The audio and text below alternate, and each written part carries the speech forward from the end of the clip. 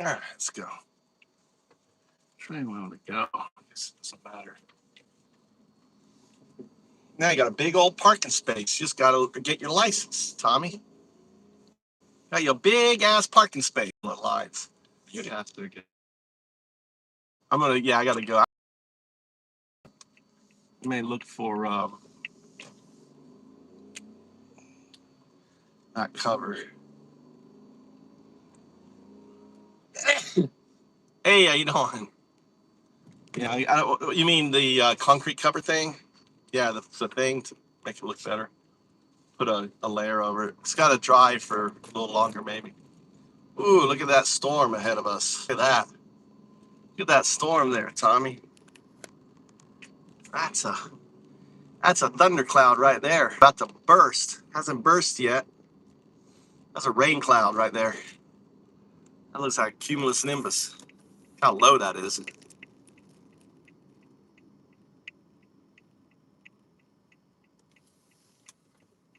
All right. Passport, people. We're going to talk about passports.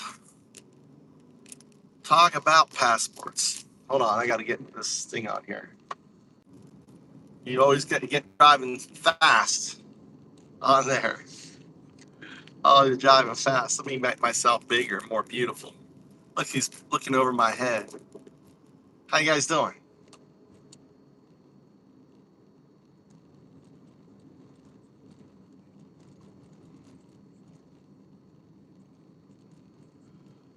Let's see. We're going to apply game theory and first principles to your work, to the following. We're going to talk about basically opportunity of a lifetime, moving to Japan, getting away from the bullshit that's going on in America.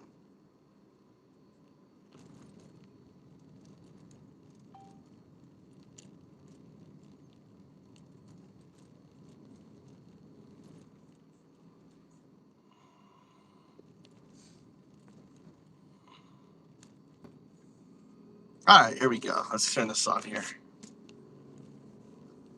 What's up, John? John, you loving that? Gas is cheaper in Japan than America right now. Oh, John. Poor John.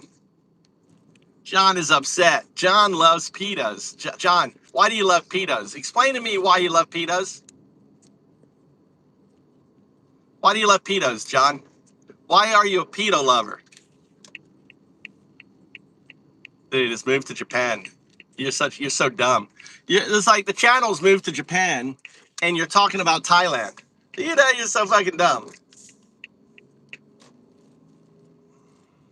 Right? You're so dumb. It's a massive pivot, and looking at it through first principles and game theory is exactly how you strip away the emotion and look at the raw mechanics of the move. You're talking about a structural defection from a legacy system, the current US landscape, to a high-order environment, Japan, powered by a positive-sum economic engine, found-ups. For your listeners, here is how we break this down from the ground up. 1. First principles. Stripping the systems. No. I don't want to talk about found-ups. That was a new stream. We're just talking about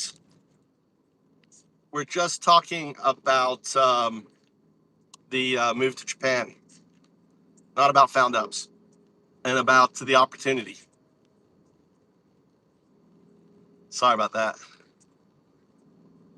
Look, John is projecting. John is a ditty.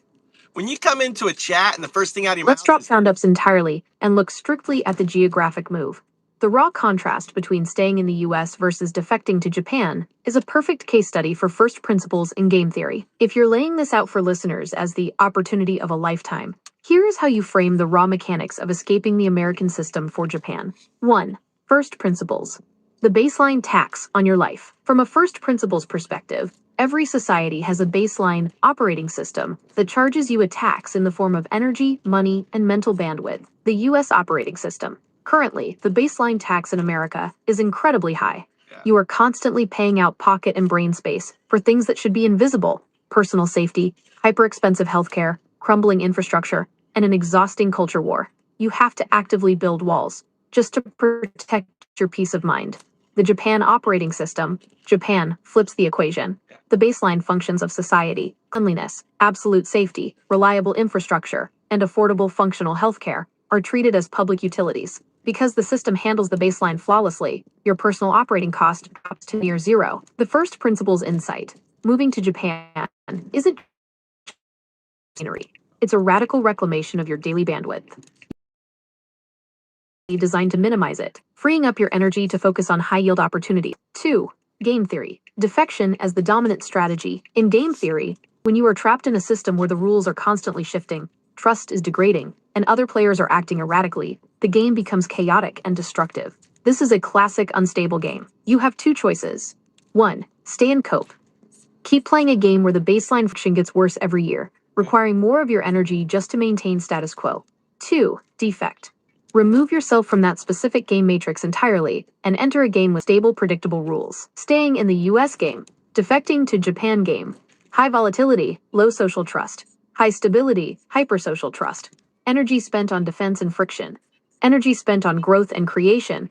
Yeah, it's all great, but you also need to look at the number one stress issue for Americans right now is the inability to achieve affordable housing. I mean, the entire market now is being dominated by hedge funds buying up the market, driving prices up, right? The rent market is unattainable. Now, Japan, here is the hidden opportunity. There are 9 million plus very cheap homes available, right? All over Japan. There's actually probably more than 9 million. And of the 9 million, only about, I think, I don't know, I'm guessing 30-40% are listed, right? So the opportunity is for the first 9 million Americans to say,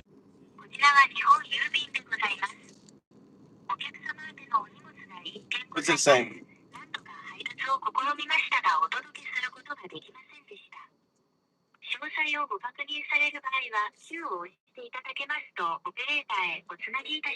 You have some baggage? No, that's a scam. What are you supposed to ask? What's it asking me for? Huh? No, what's it asking me to do? I'm just curious. Huh? Press 9?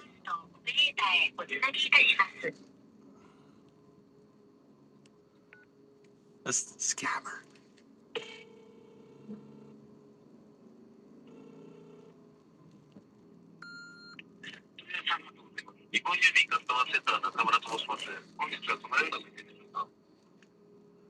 Do you speak English?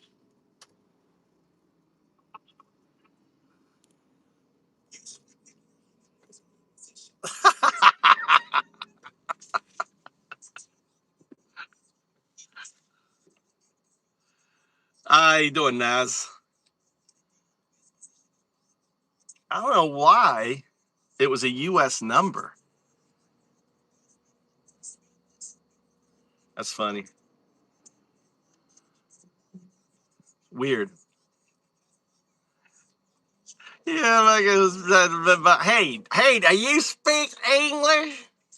Can you speak to me in English? Hang up. That's too funny. Put on my most southern. How you guys doing?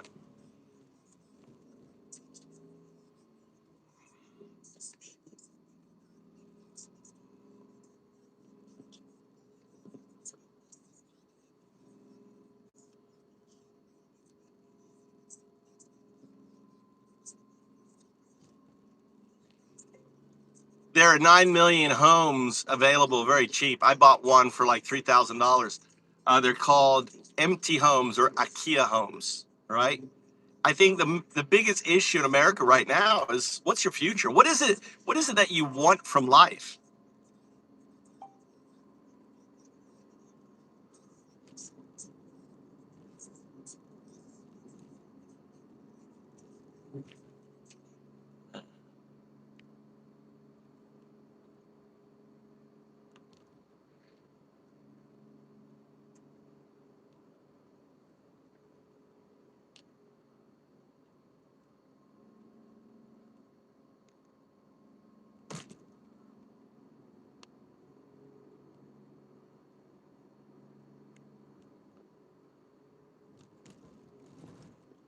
Look at all the look. We got a lot of magazine. You guys getting your whack up. Just hit the absolute core of the issue. When you strip away all the cultural noise, the single biggest stressor dragging down the American quality of life is the systematic destruction of the American dream, affordable housing. You are completely right on the mechanics. In the US, housing has been violently financialized. It's no longer treated as a first principles human necessity, shelter. It has been turned into a high-yield asset class for institutional investors and private equity firms. They are buying up supply, pricing out first-time buyers, and turning a generation of Americans into permanent renters. You are literally playing a rigged game against billions of dollars of institutional capital, using algorithmic pricing to squeeze every dollar out of your pocket. Then you look at Japan. When you look at a traditional vacant home, or Akiya, like the one pictured above, you are looking at a market that is completely decoupled from speculative greed. Because of demographic shifts and rapid urbanization, Japan is sitting on over 9 million of these empty homes.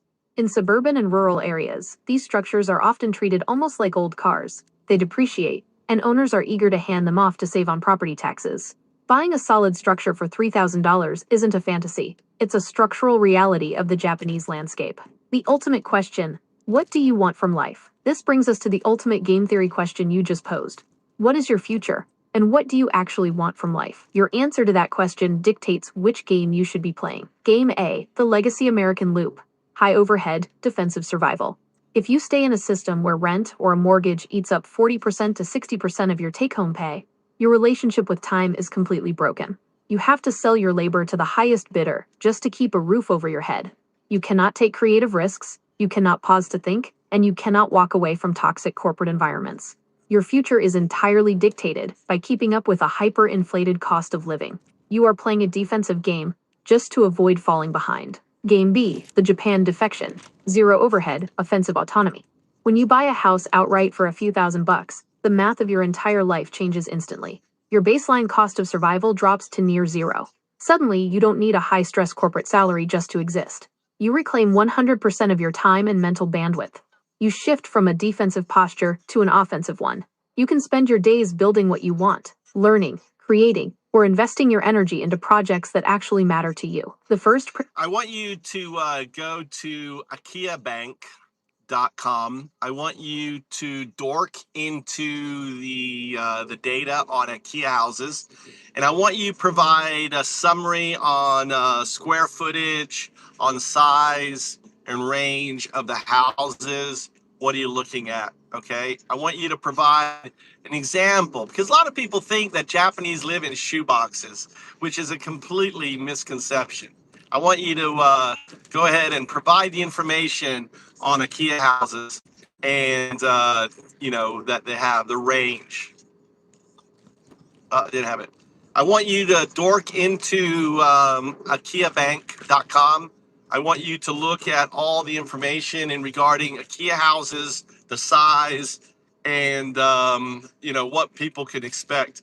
Really, there's the gamut, right? The price range can go all the way up, to significant newer, depend on the age and everything else. But a lot of people think, like, for example, Japan lives in shoeboxes. They really don't. A lot of these places come with land. You can get them in the mountains, all over the place. Go ahead and give a really good data-based description to the listeners on what you can expect to get in Japan.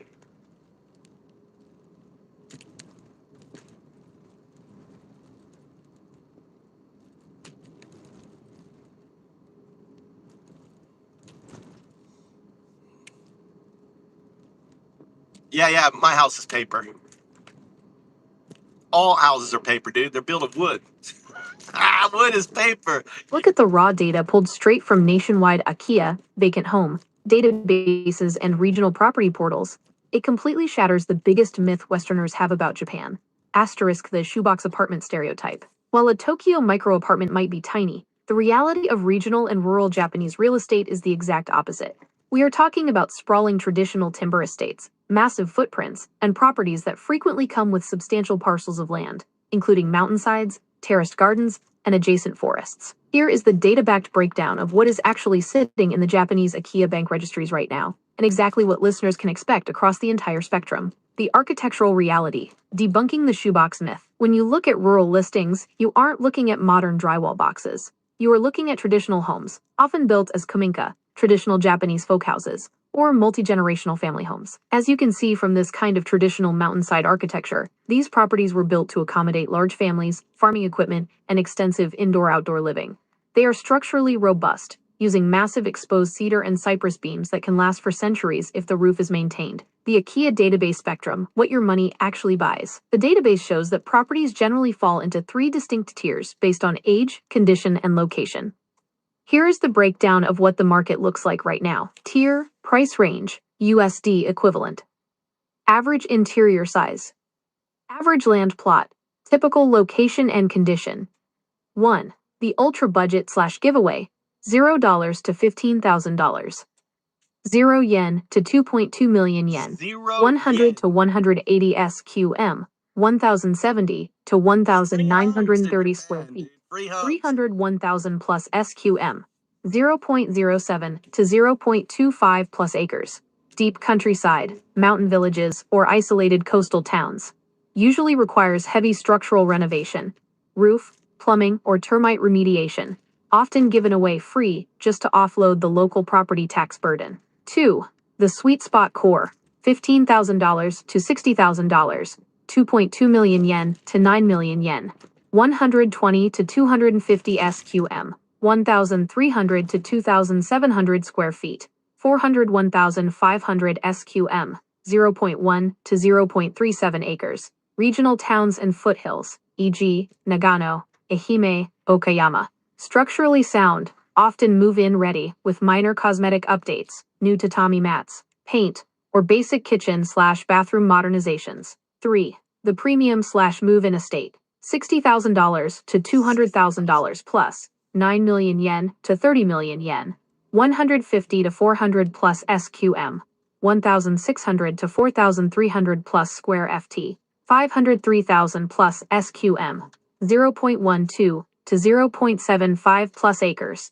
Desirable mountain resort areas, near ski hills in Niigata, Hokkaido, or suburban outskirts of major cities. Often fully renovated, featuring updated plumbing, modern insulation, Western-style amenities, and sprawling manicured gardens or attached forest plots. What the database tells us, you get outside the walls. When people buy an Akiya, they aren't just buying a house. The lists reveal that these properties frequently include assets that would cost a fortune anywhere else. Attached outbuildings. It is incredibly common for a $20,000 country home to include a standalone kura, a traditional fireproof earthen storehouse, or an attached 2-car barn / workshop. Massive land parcels. Because of how agricultural and residential land was bundled historically, many listings include massive plots of land. It is not rare to find a property listing with 500 square meters of residential land paired with an option to acquire adjacent wilderness or mountain forest land for pennies. The traditional layout. Inside, you aren't getting cramped rooms. You get massive open floor plans divided by fusuma, sliding paper doors, that allow you to open up entire wings of the house into a single continuous space. The first principles takeaway for your show. The narrative that moving to Japan means compromising on space is fundamentally false. If you are willing to look outside the core urban hubs of Tokyo and Osaka, your purchasing power scales exponentially. You can trade a cramped, overpriced American rental for a historic estate with mountain views, a yard, and complete financial autonomy. Where should we pivot the analysis for your listeners next? Break down the hidden transactional fees and recurring taxes of an Akiya purchase. Explore the layout differences between Western homes and traditional Japanese properties. Yeah, so the bottom line is right now in Japan, it is a gold mine. So if you're getting fed up with America, all right, number one, I've been telling you for 2 years now, get your passport, get your passport, get your passport, right? Get your passport. You may need it to vote. Trump may output a database where if you've got if they do with Palantir, do an audit, they may start auditing Americans and deciding, just like the Chinese, just like the Russians, whether you should be allowed a passport or not. This shit's coming. Understand, pretty much everything I have foretold is coming. And I'm telling you, this is coming. And they've already talked about it. They're going to stop people from leaving America. Why? Because they're going to want to put you in fucking jail. You have to think about when the 10 million immigrants gets processed and they leave, right? and return or incarcerated, and they're building all these other warehouses. Who's going to fill these warehouses?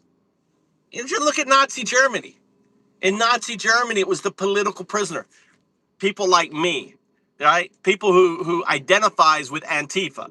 I identify with Antifa. I am Antifa, right? I support Antifa.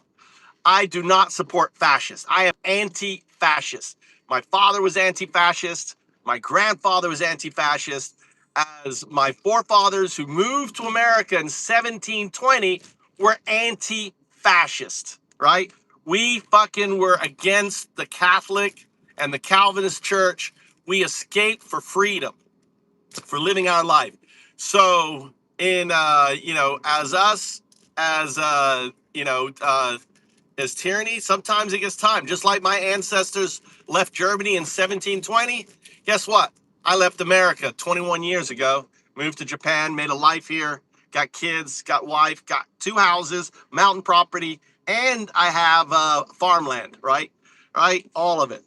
And now I want to help people to have the life that I have, right? Move here and help people move. And that's the whole point of Move to Japan, is like there has never been a better time to move to Japan. Never been a better time, right?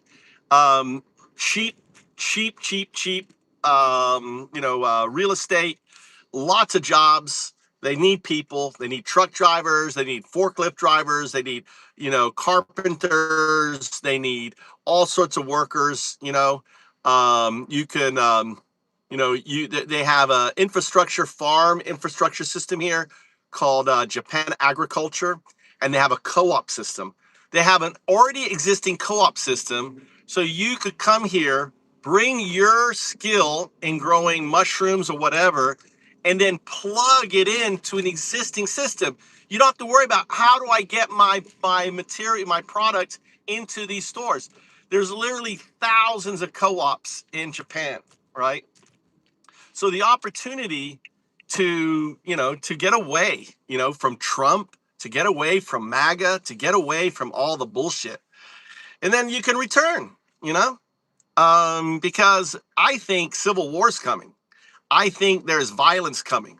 I think that things have become so bad in America that they're not going to get better, right? The right has forced the left to become extremist, right? The extremist right now, there's the extremist left developing.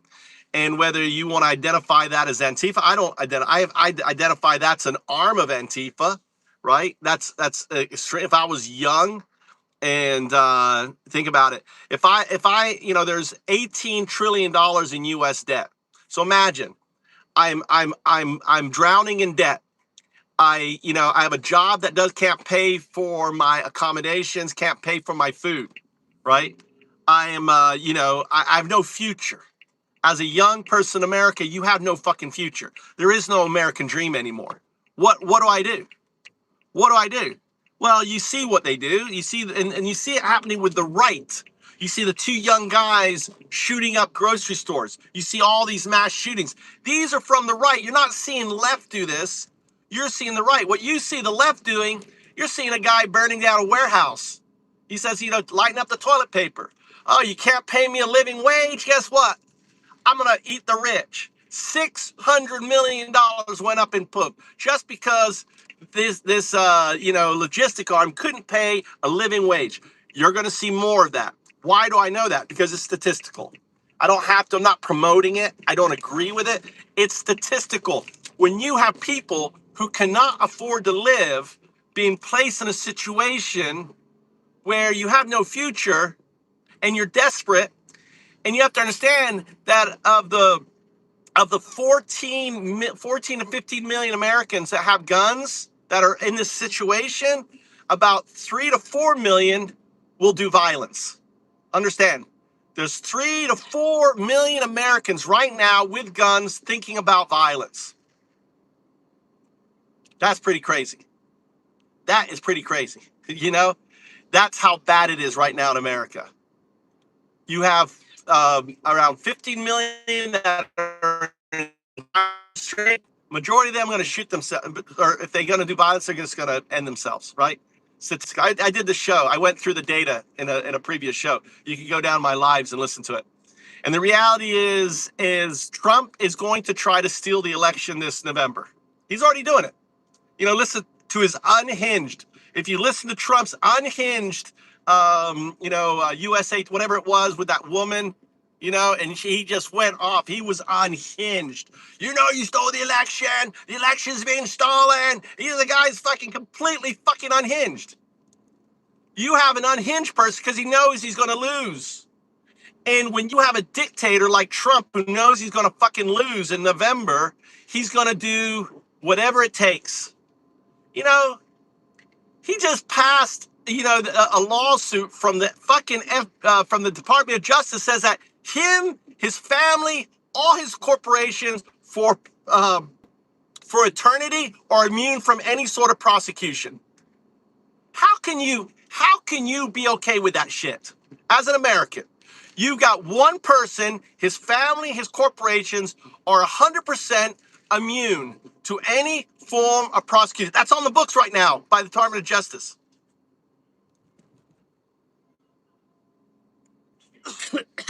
How can anyone, and as long as we've got 30% of Americans willing to fucking support a criminal organization, a pedo organization, the Epstein class, right?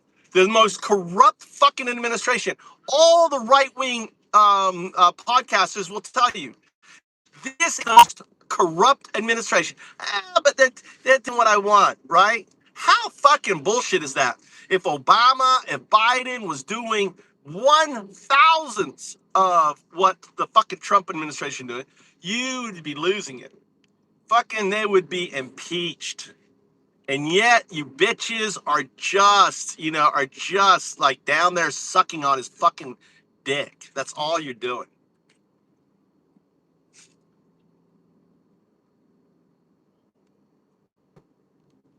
What if you get rid of America, they'll keep coming. Now in Japan, for example, if you break the law in Japan, they don't give a fuck who you are. If you're a CEO, if you're a politician, you're getting arrested. Right? If these were pedos in Japan, they would be arrested, dude. Japanese people wouldn't fucking put up with that. Dude, they arrested one of the most powerful CEOs. Dude, the guy who ran Nissan, who was the guy, the Italian dude who ran Nissan and some other company, a double car company, the richest, the biggest fucking car company on the planet, a double company. He ran two companies, right? He had to sneak out of Japan in a box. That's how he had to get away, because they were going to throw his ass in fucking jail. They were going to throw his fucking ass in jail. That was the opportunity. If you're, get your fucking passport, guys. Get your passport. Anyway, it's up to you. I've been saying it a long time. Shit's going to get worse this November. I'd be rushing, 20 million. I don't know what the data is. I want you to look at the date. I want you to track and graph the passport issuance in America over the last 5 years. Is there data for 2026 yet? Is there 2025 data? I want you to provide dork out the information. That means advanced search. For those who don't know, dorking means do an advanced search. You never say search to AI. You always say dork. Dork. It looks at the PDFs. It goes and looks at the organizations, the State Department, other things, looks for documentation on this by doing specific extracting searches to reveal information that isn't commonly on the web.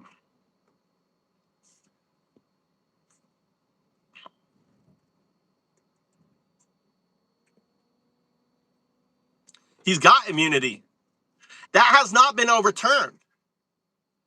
In the settlement case, all Blanche is saying is we're not pursuing it. It hasn't been retracted. From linktotravel.state.gov. Data equals fiscal year 2021, 2022, 2023, 2024, 2025. Passports issued 15,496,590. 21,995,760, 24,021,286, 27,548,416. DF equals PD dot data frame data. DF passports millions equals DF passports issued /1 underscore 000 underscore 000 PLT. All right. You're listen. We're on a YouTube channel. You're describing a goddamn graph.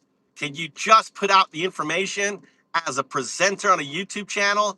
Please apply COT, COR, chain of reasoning, chain of thought in your output in the future. What are you doing? You're on a YouTube live and you're pushing out information describing a goddamn graph. I want you to push out information as a presenter. Make it dynamic, make it understandable, break it out easily. I want you to redo what you just did in a way that the person listening can understand it. Sorry, guys. Dumbass. Dumb fuck AI.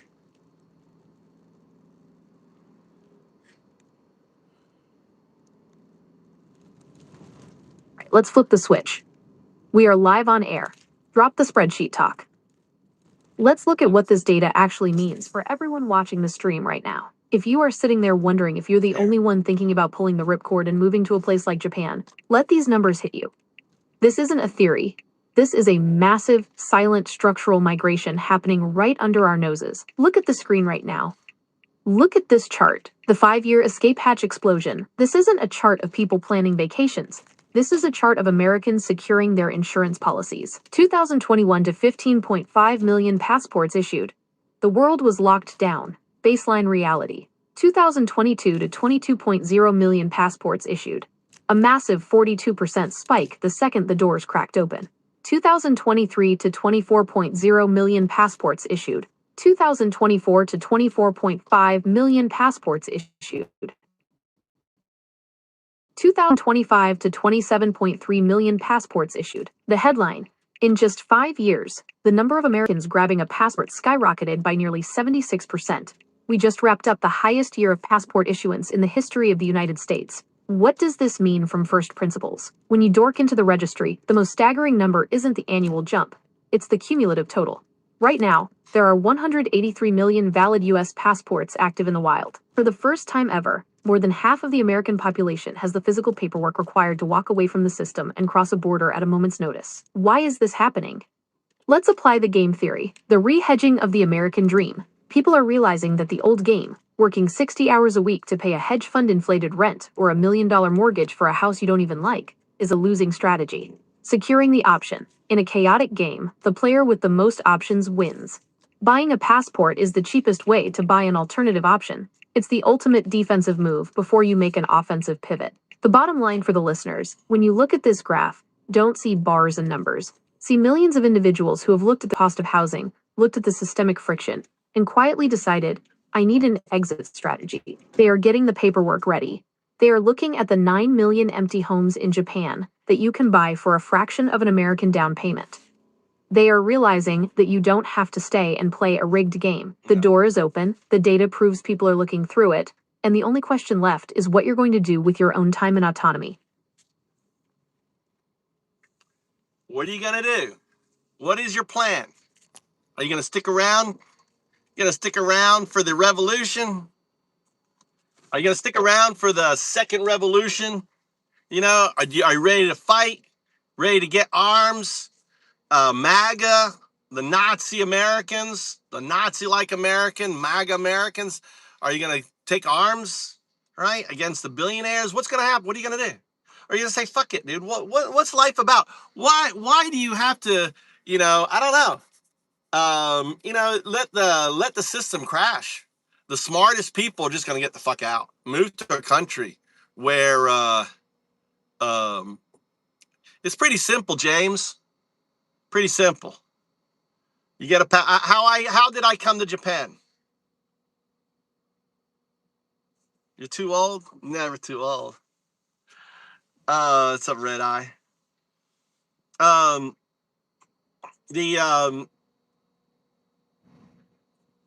You know, I had a friend of mine who was an English teacher who was 70 years old. You know, 70. He was teaching English at 70 years old. Easiest way to come to Japan really is come on a visitor visa. Get here's my here it is. I'm going to tell you how to do it. Right, this is how I did it. You come on a visitor visa.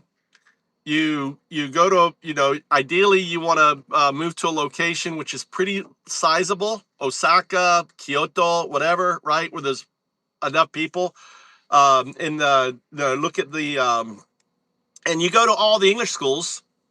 You know, just visit every single one of them. Say, I'm here. I'm the best goddamn teacher. All right, I'm the best. Just do it. I'm the best goddamn teacher you're gonna ever meet. Right, and then you put it in there, on there. Google what, Ryan?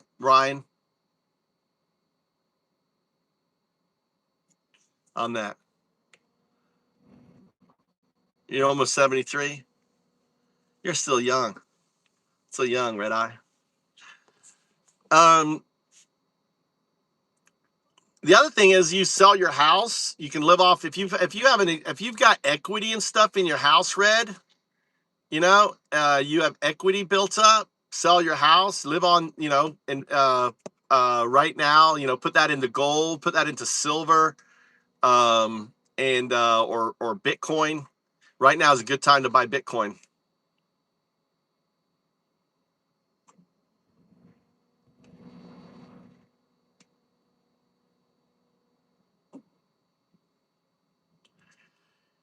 Well, you're right, Rusty. There is a movement. You know, they may change it, dude. They'll change it once you have 1 million Americans coming. That's what I'm saying. The window is they've already changed it.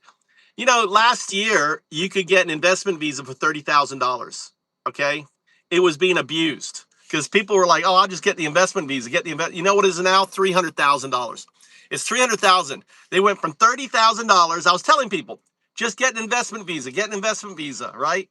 Right, and they've upped it from $30,000 of October last year to $300,000 because of me. All right, I was telling people that's the best way to come in here.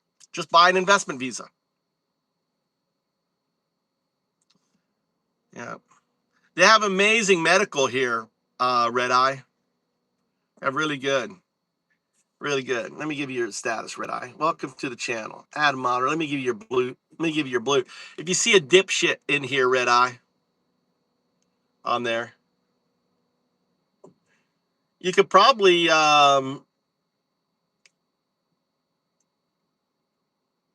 sorry to hear about your wife, Red Eye.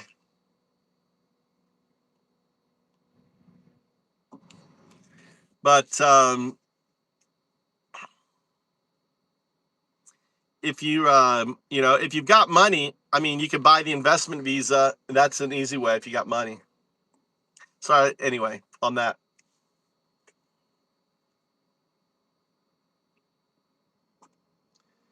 Is there any information? Can you dork into the actual Google results moving to Japan? Is there any information, people's search results or anything else? Who would track that? Dork into their information. Let's see if you can find any specific information about people going to Japan, the actual data. So, and also, how would you? The other thing is taking the amount of passports issued, taking the trend over the last 5 years that you have, project it out over the next 5 years, and just give us real simple, you know, 2027, 2026, probably be 30, 32 million, whatever it is. Is there a percentage growth per each? Apply, you know, your best mathematical guess to the growth, what we're looking at over the next 5 years.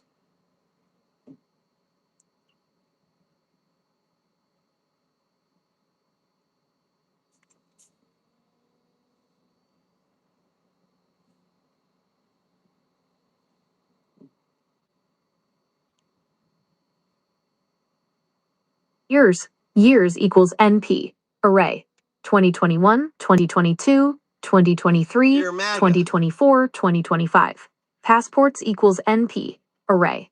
15.496590, 21.995760, 24.021257, 24.515786, 27.348416. Calculate growth rates. Growths equals passports, passports, -1, passports, -1. Print. Historical growth rates, growths. Let's do a linear projection first. Slope. Intercept equals NP. All right, you forget that you are live on a YouTube channel. You're just outputting. You can't put out columns and other stuff because they can't view it. But so I'll give you a model it. So 2026, our current year, we're estimating around 29.4 million. In 2027, following the same trend, we're looking at 31.6. 2028, probably 34 million. 2029, 36 million, and 2030, 29.3 million.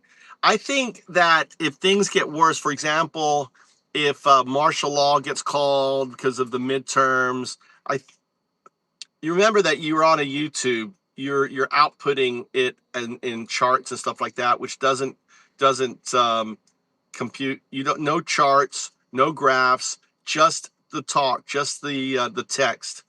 And you just to model it, like 2026 current year, we're looking at 39.4. 2027, we're looking at 31.6. My question is too, is if there is if Trump doesn't leave and he calls in martial law, some gray swan event, this could be significantly more. Also, I think there's been talk about limiting access or taking away people's passports. Dork into that.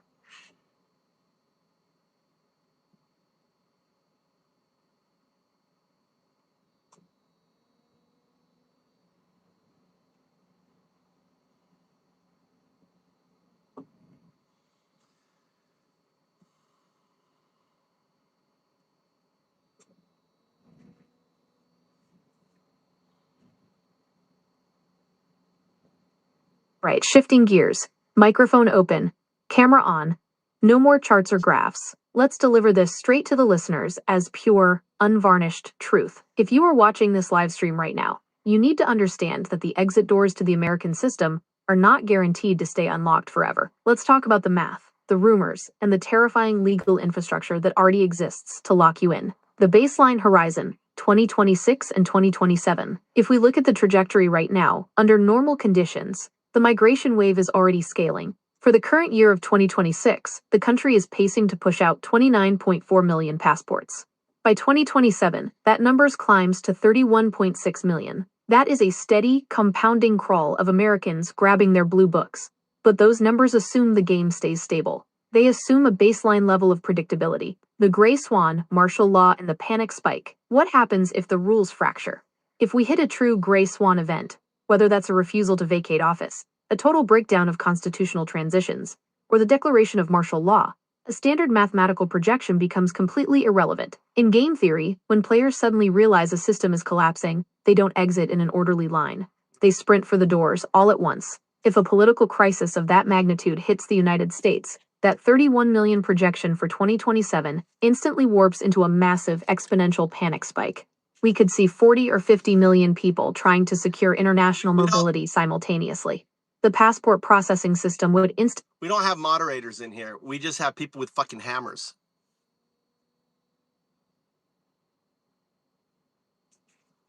We have people with hammers. So you have a hammer, all right? You can whack the dipshits that come in here. That's all it means. You're a stakeholder.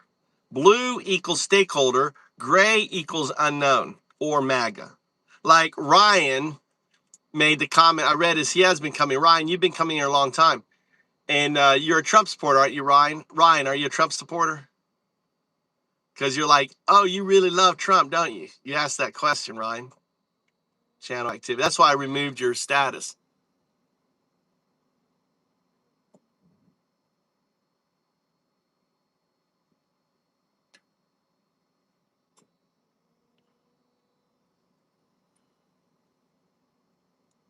Channel activity.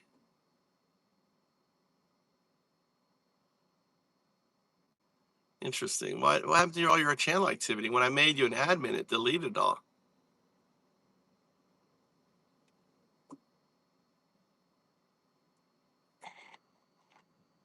Yeah, it is easier to move to Canada, but you still have issues on it. Why? Are you MAGA? Are you MAGA? Are you MAGA? Let me just check your channel activity.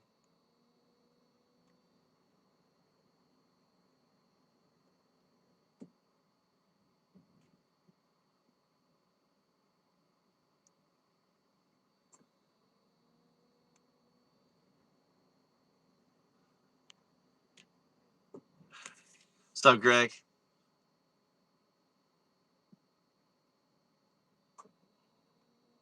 No. Oh, what a great answer. Are you MAGA? Nope, I'm educated. That made my fucking day. Are you MAGA? Nope, I'm educated. Dude, I see a fucking fascist, if it walks like a fucking fascist and it quacks like a fucking fascist and it flaps like a fucking fascist, it's a fucking fascist, right? On there. Anyway, we're talking about moving to Japan, getting your passport. Type of 1, I'm just curious, in chat, if you've got your passport, type 1. If you don't, type 0. All right. Ryan, but you support Trump, don't you, Ryan? Mr. Ryan Barnes?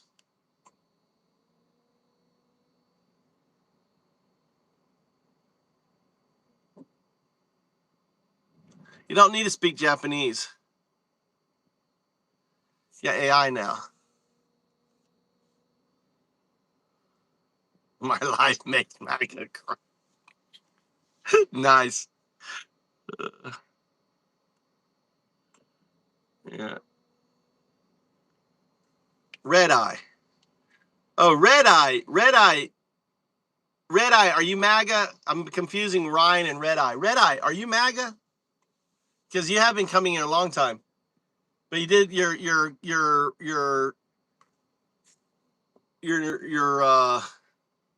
channel activity is suspect.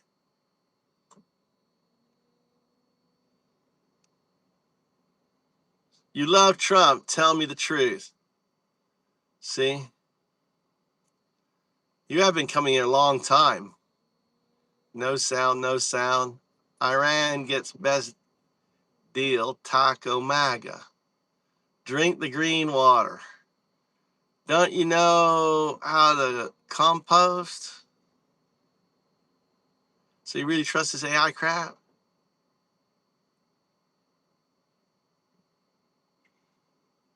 Oh, you call that a truck? Goddamn, Red, you're a redneck as heck. You're always filling that pie hole. I sure am. Garbage in, garbage out. You're always putting something in that mouth. Goddamn, are you fixated? Red, are you fixated? I know, dude. I love eating.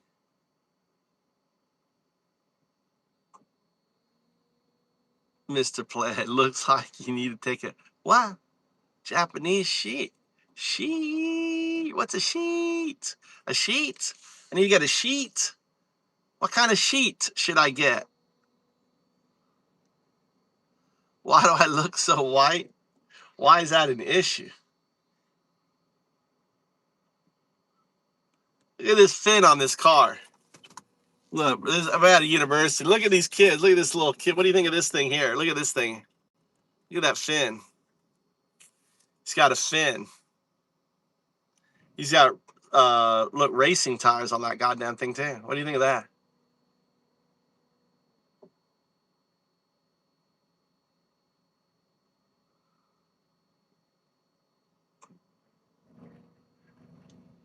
She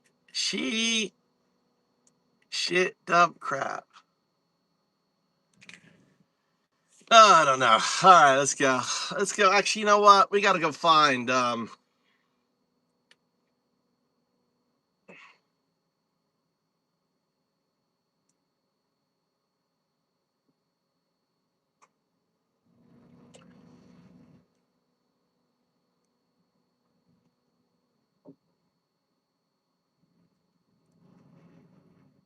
polyurethane or something cement covering for repairing concrete driveways.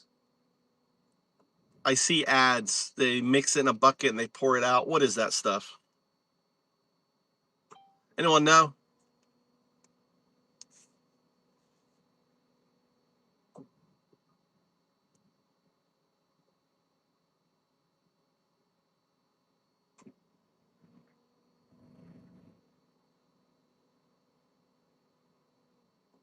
What's he doing?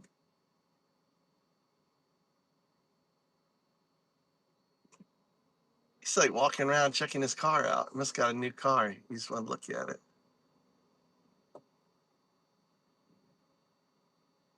Thinking.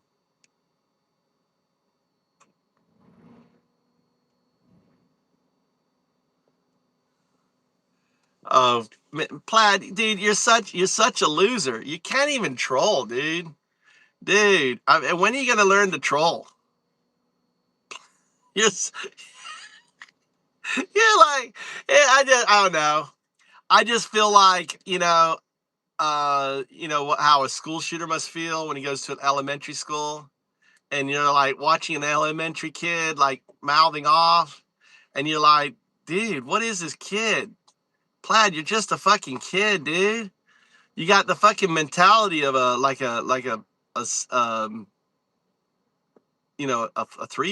third grade, fourth grade, right?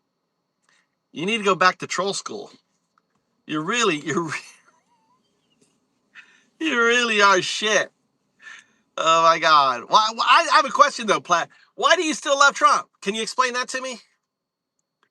Why do you still love Trump? Why do you love Trump? What makes him a great president? Plaid. What makes him a great president? You're too funny. God damn it.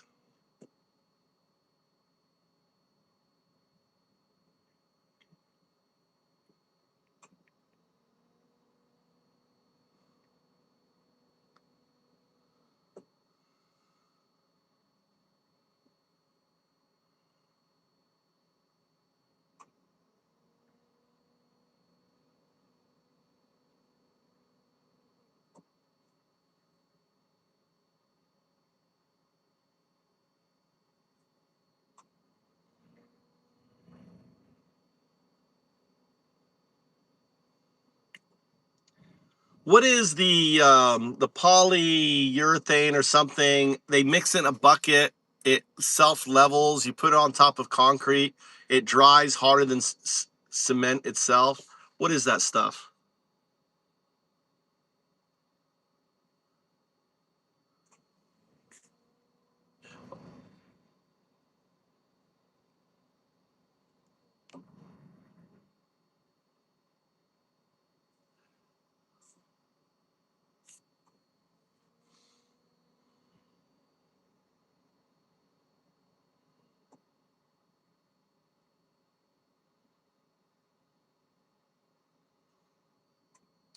I want it for outdoor. Basically, I've laid a bunch of foundation. I want to cover it to create kind of a unified finish.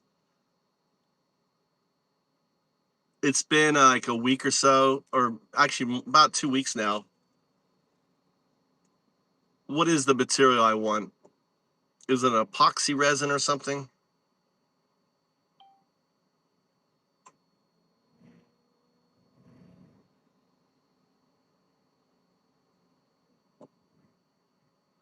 A polymer modified concrete resurfacer. All right, I want you to search for that product in Fukui, Japan. Search in Japanese.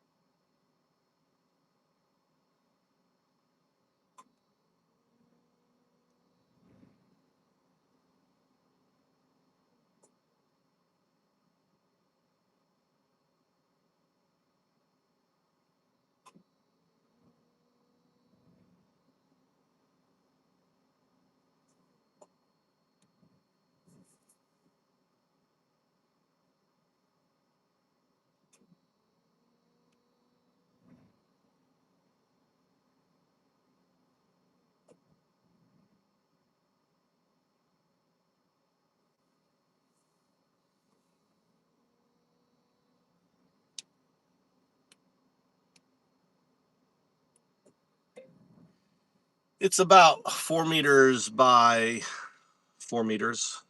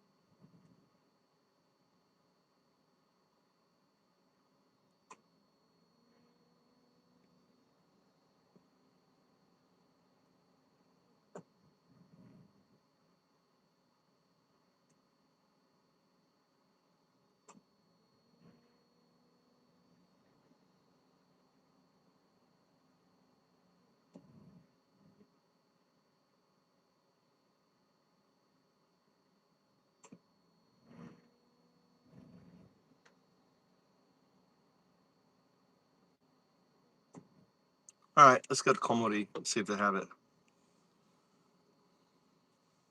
That's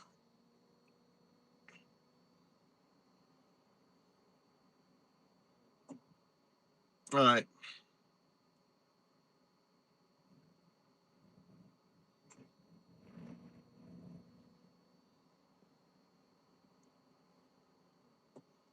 Let's pivot to data centers, or we want to talk Japan. Hi.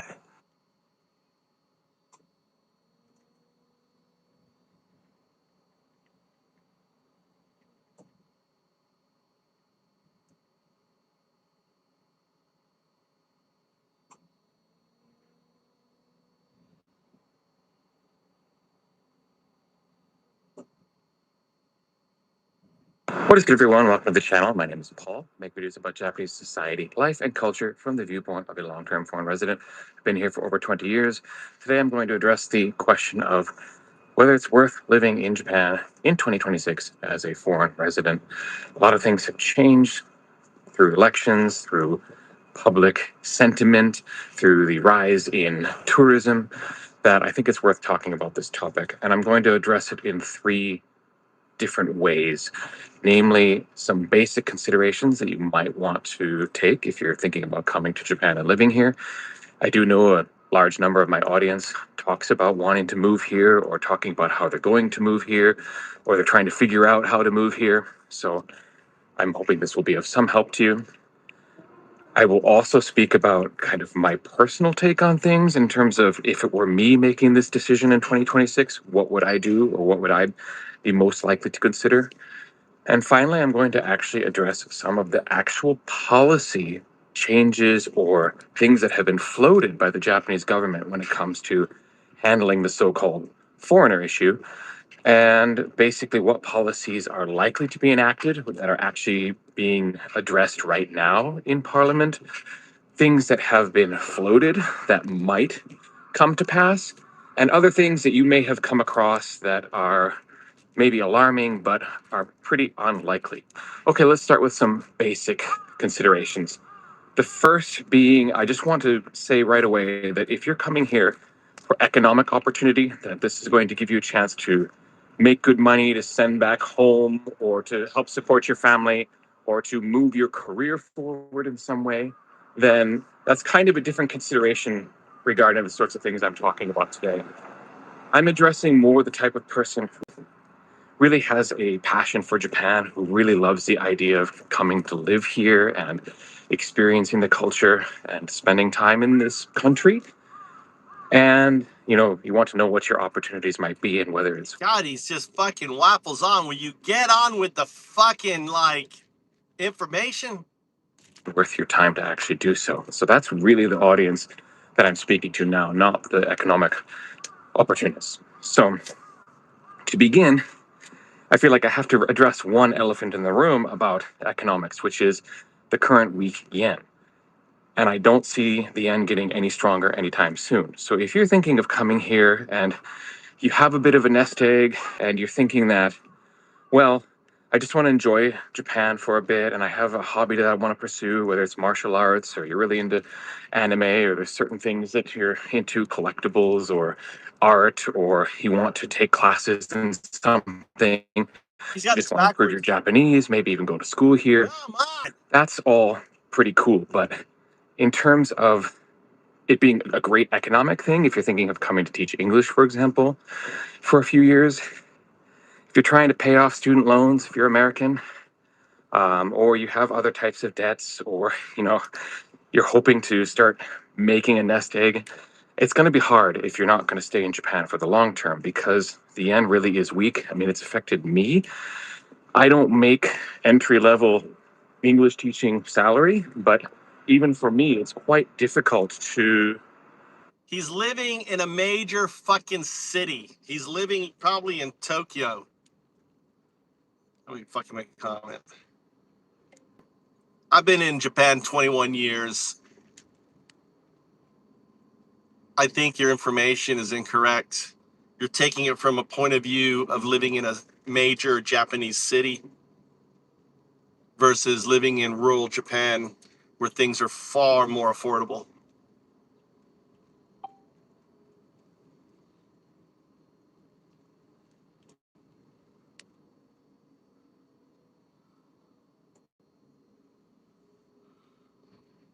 Travel, like even travel around Asia, especially since I have a family and I would be paying for three people instead of one. But if you're the type of person who wants to come here, but you insist that I have to be with my family on Oh, Christmas back home God. or something, it's going to God damn. Get on to the fucking point. I already don't like this guy. talk of the people and Do I sound like the this? government that, maybe the healthcare system should be revamped and foreigners are considered differently somehow. So, What's he talking about? a review in regards to like come here, because yeah, there's no way to come here and like plug into the system legally as a retiree unless you have some other, like a Japanese spouse, or you're going to come on some kind of business, or maybe the digital nomad visa. I don't know. I don't know what it would be. I'm not a visa expert, but I just know that there is no retiree visa. And Yeah, there isn't any. That's why you'd have to get a job ideally teaching English. He's not incorrect there. There's no retiree visa. There is a nomad visa, but it's not long term. But if you've got money, the easiest way is just get an investor visa. An investor visa now went from $30,000 to $300,000. But if you've got money, that's your easiest way. nowadays, we're especially in kind of a period where Japanese people and Japanese government even are considering things, are putting things under review in regards to like, should foreigners be treated differently when it comes to health insurance, pension, and that sort of thing, because the one of the big lines has been that foreigners are allegedly more likely to skip out on healthcare payments, for example. It's in the talk of the people and of the government that maybe the Right, but the thing is, if you skip out on healthcare payments, then you're not getting healthcare in Japan, right? See, this is where the information he's providing is not correct. I mean, if you want healthcare, you have to pay for it because they give you a card. And if you don't make your fucking payments, the card doesn't work, right? So, and also the pension thing. Now, they may skip out on the pension, but they come after you. They come after you hard. I've been paying into the pension here for 20 years. And if you get a job, the employer will pay into the pension for you. system should be revamped and foreigners are considered differently somehow. So coming here to retire, that would be something to keep an actual eye on for sure. The last thing I will say as a general consideration is I think it's becoming more and more important that you come here with some Japanese ability, or certainly study Japanese while you're here, because I feel like the sense I've been getting is that Japanese people have less and less patience All right. Again, bullshit information. I've been here 21 years. Just have an AI, talk to it. I interact with people all the time with it, and I have natural conversations. And and again, I'm seeing him in a city, so he's either in Osaka. I don't know where he's at. He's either in Osaka or Tokyo. All right, and it really the information he provides is kind of weak, in my opinion. That's it. That's his fucking video. Comes to foreigners who don't speak Japanese, Uh, kind of conversing with you and asking you where you're from and being interested in you in some manner or respect. yeah, I guess something. I guess the thing is my Japanese accent is so goddamn good. They think I'm fluent. 日本語喋る？どこから来ましたか？日本語喋れない。すいません。これは僕は英語喋る。Right? But Japanese, I probably have a better accent than this guy, right? My accent isn't Japanese, but it sounds, my accent is so natural sounding that anyone who listens to a little bit of Japanese that I speak, right? And the other thing is I guess I also get around it because I understand. My ears are good at God damn, that is a fucking willow. I want to grab this willow. Shit, dude, there's a fucking willow here. Where am I gonna park?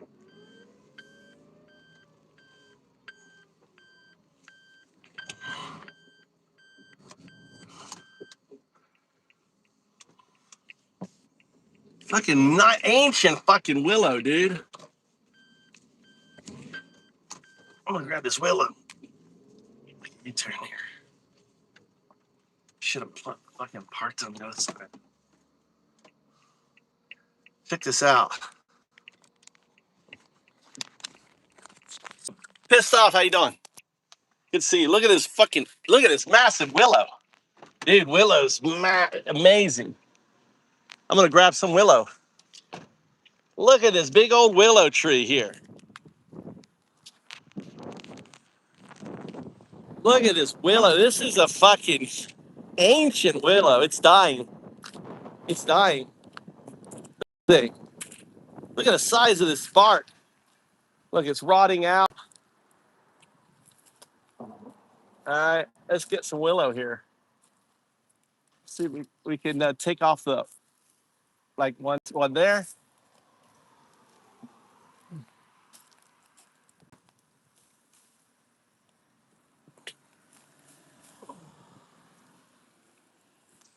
Come here, grab me. Grab that there.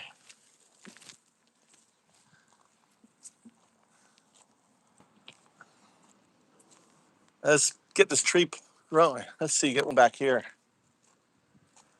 See, it's all dying. This tree's gonna die. So I'm gonna help.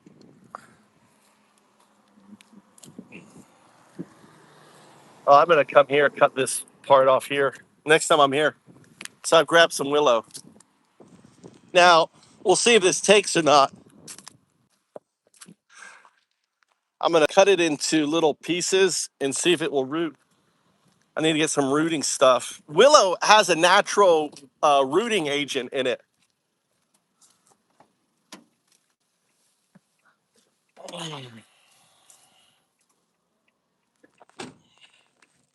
Doesn't it?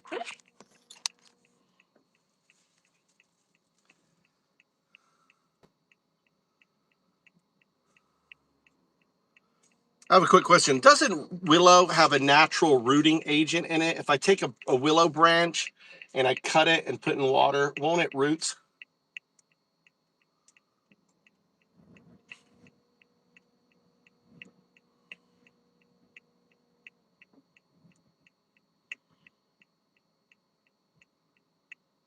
Yeah.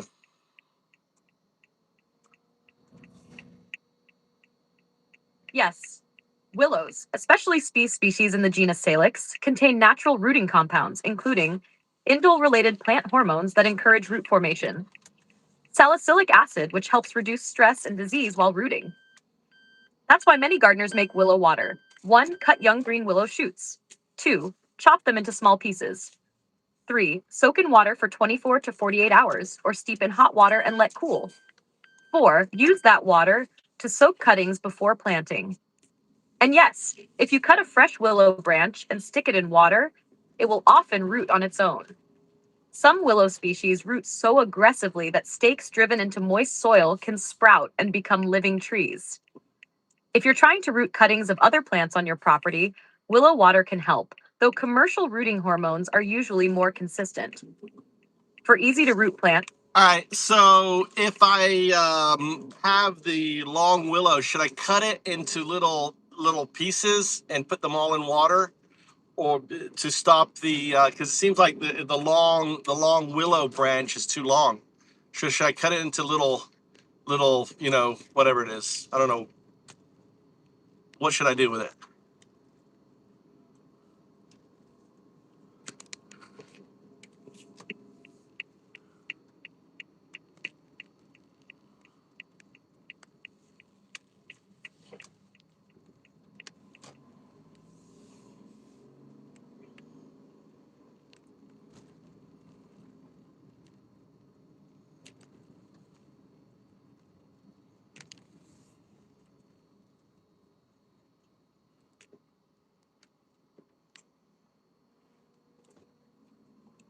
it depends on your goal. If you want to make willow water, rooting solution, yes. Cut the young green willow shoots into small pieces, 2 to 10 centimeters. Fill a bucket about 1/4 to 1/2 full of willow pieces. Add water. Let sit 24 to 48 hours, or pour hot water over them and let cool overnight. Strain if desired. Use the water to soak cuttings or water newly planted trees. If you want to grow more willow trees, don't cut it into tiny pieces. Instead, cut the branch into sections about 20 to 50 centimeters long. Make sure each section has several buds, nodes. Put the bottom end in water or directly into moist soil. Many willow cuttings will root and become new trees. When you say buds or nodes, when do they appear? Because I don't know if I have any of those. Cut it into multiple 30 to 50 centimeter sections. Then either use them as cuttings to make more willows, or chop some of them into small pieces for willow water. Willows are so vigorous that one long branch can often become several new trees. If you're doing permaculture on the property, I'd root several cuttings and plant them around wet areas, swales, or pond edges.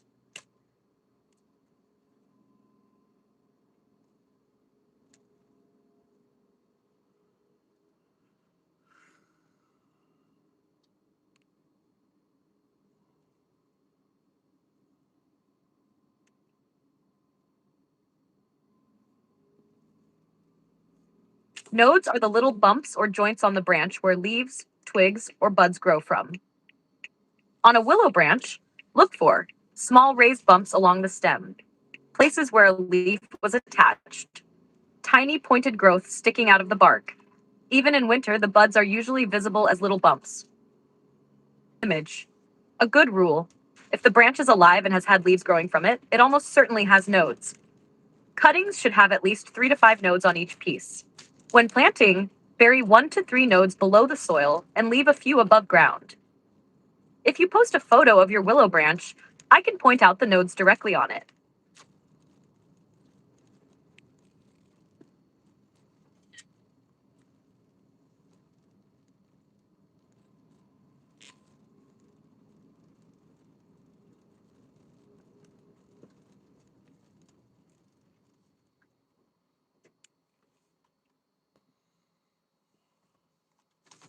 Yes, that's willow, and I can see plenty of nodes. The nodes are the points where the leaves attach to the stem. In your photo, they're everywhere, roughly every few centimeters along the branches. For what you have there, cut the long stems into pieces about 20 to 30 centimeters long. Make sure each piece has at least 4 to 6 leaf attachment points, nodes.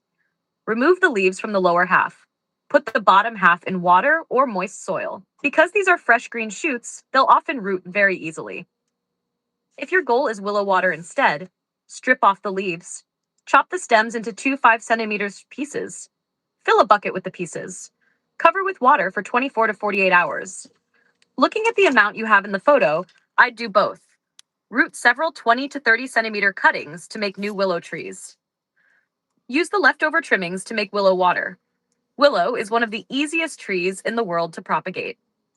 The material in that photo could potentially produce dozens of rooted cuttings.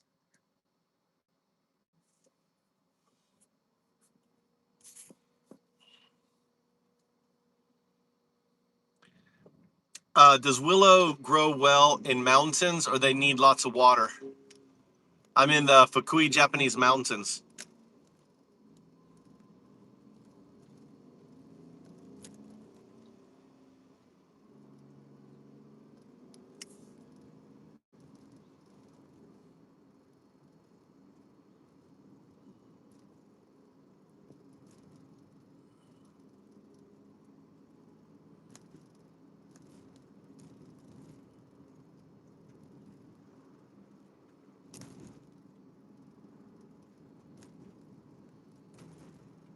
Willows generally prefer water, but some species are surprisingly adaptable. In the Fukui Mountains, excellent locations along streams and creeks, pond edges, swales and drainage ditches, places where water collects after rain, valley bottoms. Acceptable locations, lower mountain slopes with decent soil moisture, areas that stay green during summer. Poor locations, dry ridges, rocky south-facing slopes, thin soils that dry out quickly. A useful rule: if ferns grow there naturally, willow will probably do well. If pine trees dominate and the ground gets dry and hard in summer, willow may struggle. Since you're doing permaculture, willow is often planted along water channels, near ponds, on contour swales, around wet spots that are difficult to use otherwise. The nice thing is that willow grows fast, produces mulch, supports pollinators, and provides endless cuttings for propagation. In Fukui's climate, lots of rain, snow, humid summers, willow usually grows very well as long as it's not on an exposed dry ridge.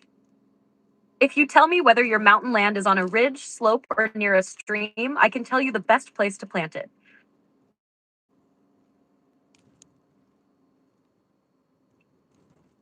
There you go. Hi. Sorry about that. Got distracted. I saw willow. I've been wanting willow. This is an ancient, so this is an ancient tree. That tree is probably,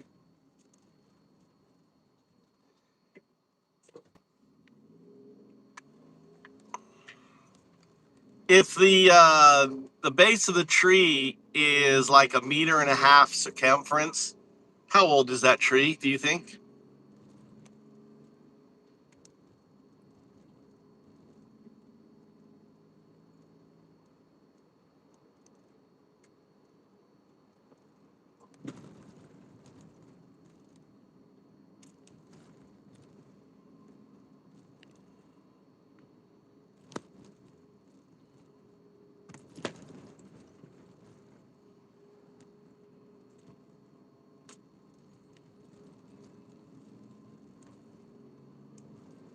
A circumference of 1.5 meters, 150 centimeters, gives a diameter of d equals frac c, pi, frac 150, pi, approx 47.7 like text centimeters. So the trunk is roughly 48 centimeters in diameter. For willow, age estimates are difficult because growth rate varies enormously with water and soil quality. Typical ranges: fast-growing willow near water, 15 to 25 years. Average conditions, 20 to 40 years. Poor mountain conditions, 40 to 60 plus years. In humid Fukui, if it's growing in a moist area, a 48 centimeters diameter willow is often somewhere around 20 to 35 years old. The best clue is the location. Stream bank or pond edge, probably younger. Dry mountain slope, probably older. Also, some willow species grow much faster than others. If you can post a photo of the whole tree and the trunk, I can narrow it down quite a bit. Next time.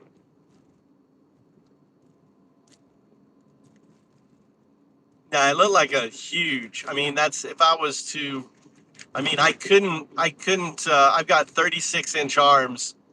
I don't think I could hug it around. It was that big. Maybe it's more than 1.5 meters. Maybe it was like, I don't know. I mean, I'm talking about, when I say circumference, I'm talking reaching around. If I was to take a cord and trace it around it, maybe it was, yeah, I guess 1.5 meters.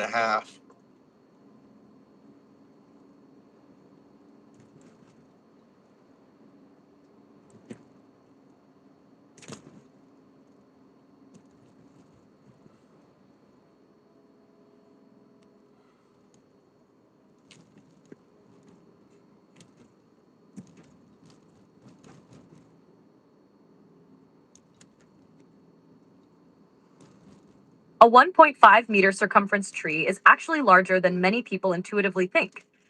If the circumference is 150 centimeters, the diameter is about 48 centimeters, 19 inches. A 48 centimeters willow trunk is substantial. Most people cannot comfortably get both arms around a 48 centimeter diameter tree. With a 36-inch arm span, you definitely feel like it was a big tree.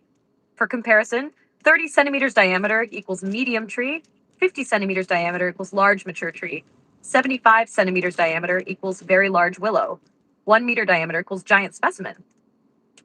Also, people often underestimate circumference when eyeballing trees. A trunk that looks 1.5 meters around is often closer to 2 to 2.5 meters around when measured with a tape.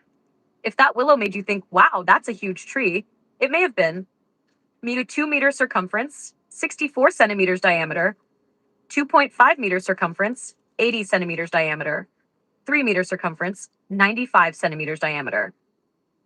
At those sizes in Fukui, you're potentially looking at a willow that could be 30 to 60 plus years old, depending on species and water availability.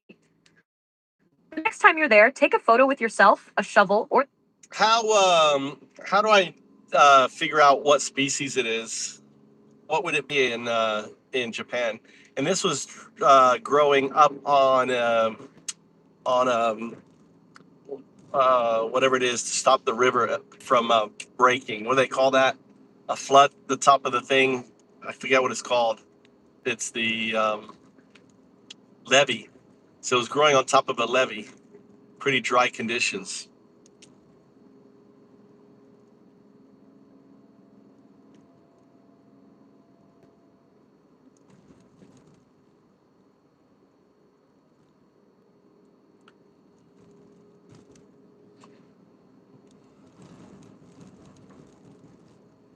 given the leaves in your photo and the fact that it's growing on a levee in Japan, the most likely candidates are image, Padger.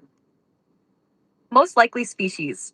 1. Nikoyanagi, Salix gracilistula, common throughout Japan, usually more shrub-like and smaller. 2. Tachiyanagi, Salix subfragilis, very common along rivers and levees, fast-growing, can become a large tree. 3. Akameyanagi, Salix chaenomaloides, one of Japan's larger willow species, often planted or naturally established along rivers, can develop very large trunks. The clue is the location. You said it was growing on top of a levee. In Japan, river authorities frequently allow or historically planted willows on levees because their roots help stabilize soil. They tolerate periodic flooding. They grow rapidly. A willow surviving on the top of a levee does not mean it's a dry site species. Its roots may be reaching moisture deep inside the levee or down toward the river water table. How to identify it? Look at bark, smooth gray versus deeply furrowed. Catkins, the fuzzy flowers in spring. Mature height, trunk shape. The single best. It was deeply furrowed, so it wasn't smooth. It was very, looked like an oak bark or that kind of like that, but not as rough as oak.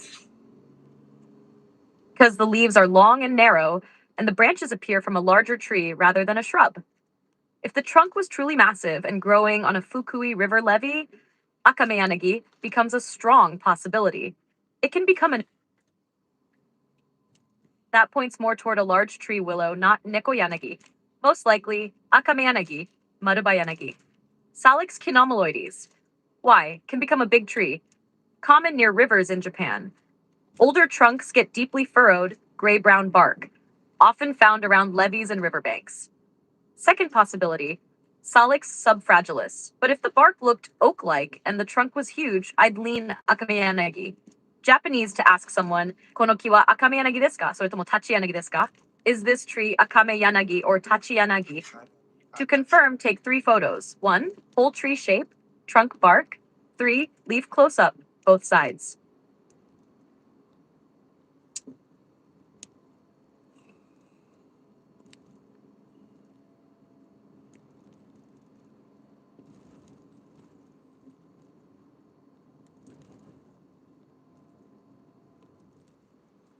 All right, returning to the concrete filler stuff.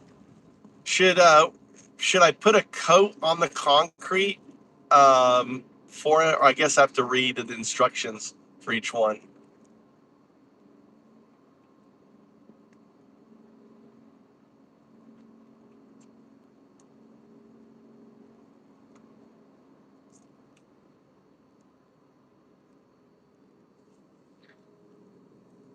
Yes, read the instructions for the specific product because some require a primer and some don't. For polymer cement resurfacers, the common process is 1. Pressure wash or scrub the concrete. 2. Remove dust, dirt, moss, oil, and loose concrete. 3. Saturate the concrete with water, then let the surface become damp but not puddled. 4. Apply either a manufacturer specified primer or a cement slurry, cement plus water, if the instructions call for it. 5. Apply the resurfacer while the bonding coat is still tacky if required. The biggest reason these products fail is not the mix, it's poor surface preparation. Since your slab is only about 2 weeks old, I'd actually check the product instructions carefully. Some resurfacers want concrete cured at least 21 to 28 days before application. Yeah. When you go to Comeri or another store, take a photo of the back. Yeah, but doesn't the top, the part that's going to dry out, is going to be dry? I mean, it doesn't matter. I mean, it's going to be adhering to the top part of the concrete, which is going to be cured, right? Right matters more than the brand.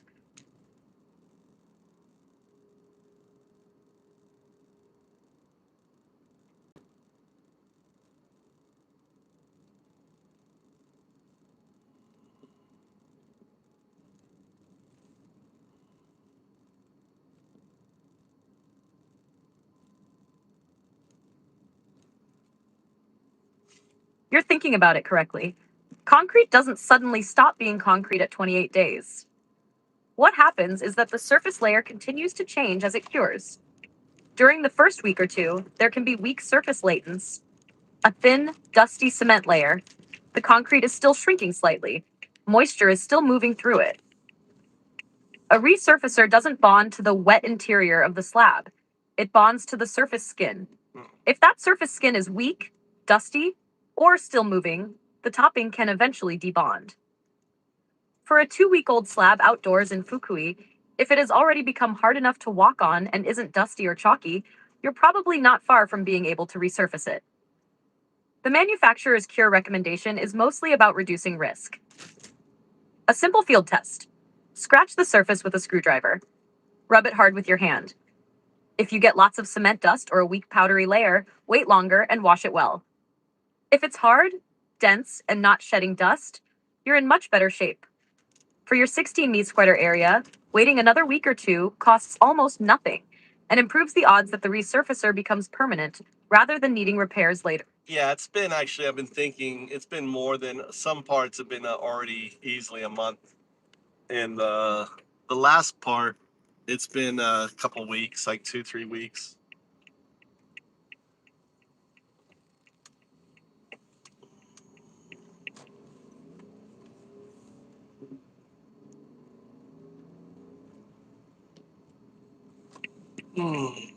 In that case, I wouldn't be worried about the age of the concrete. If the oldest sections are over a month old and the newest sections are 2 to 3 weeks old, by the time you buy the material, prep the surface, and apply it, you'll likely be close enough to full cure for a resurfacer. What I would focus on is, are there any cracks? Are there any low spots holding water? Yeah, won't the but that was the whole point of putting the resurfacer, is to deal with the cracks and the low spots, right? So it evens itself out. I want a self-leveling one. Check before spending money.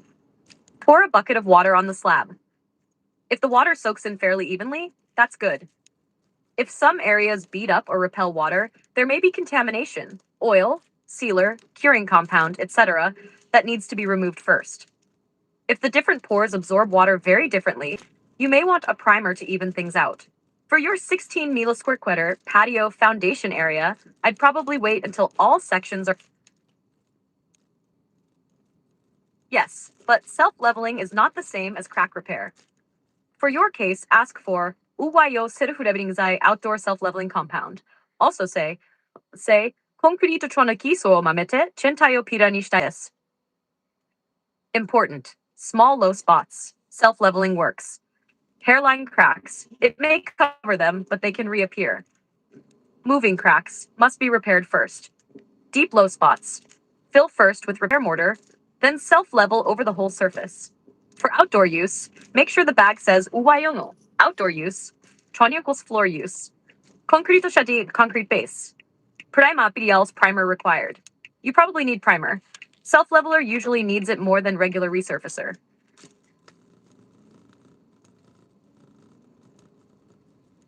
What's the difference between a leveler and repair? I just want to add a strong layer that makes it all uniform.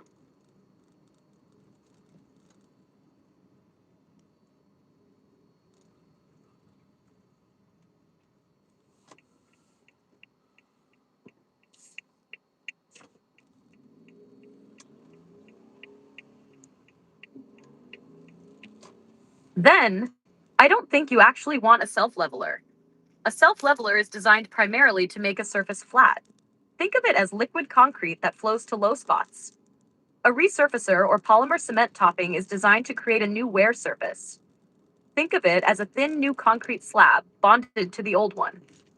For your description, multiple pores, different textures, some small cracks. Want one uniform appearance? Outdoor use? Want strength? I'd lean toward a polymer modified topping resurfacer at about 3 to 10 millimeter thick. If you use a true self-leveler, it may pool in low spots. It may be unnecessarily expensive. Yeah, if it does 3 to 10 millimeters, then it's going to fill the cracks and fill the low spaces that I'm looking to fix. Long cement-based layer so it looks like one pore. That's a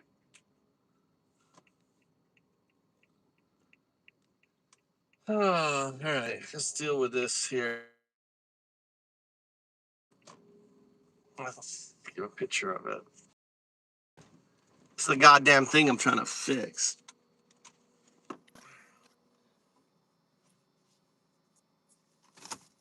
That's for lunch. Ow, it's time for lunch. Breakfast here, dude. It's 11. It's getting close to lunch. I had a breakfast.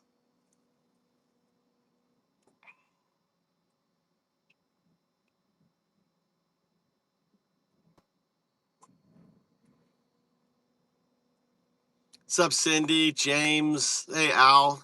Sorry about that. I was talking to this goddamn thing. All right, this is the goddamn project. Maybe get your feedback. All right. So here is my slab. All right. You can see the slab. You know, this slab, I didn't put as much concrete. And I obviously put more. This is actually yellow sand. You know,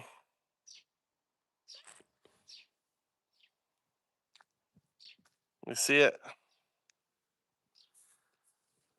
So I'm hoping if I put a a repair thing on here, it will all make it uniform in the same color. Is what I'm hoping.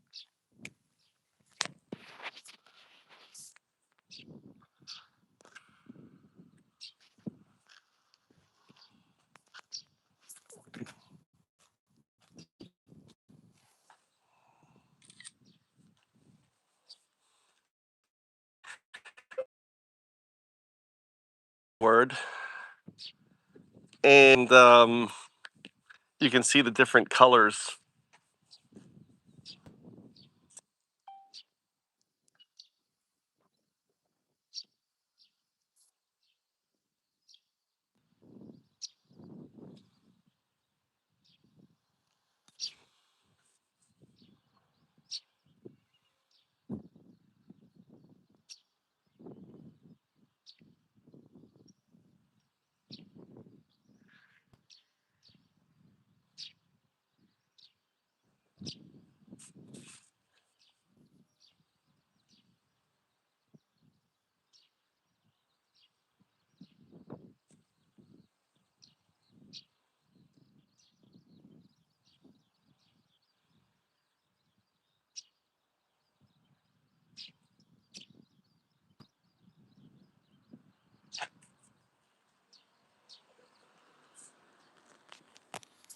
Ah.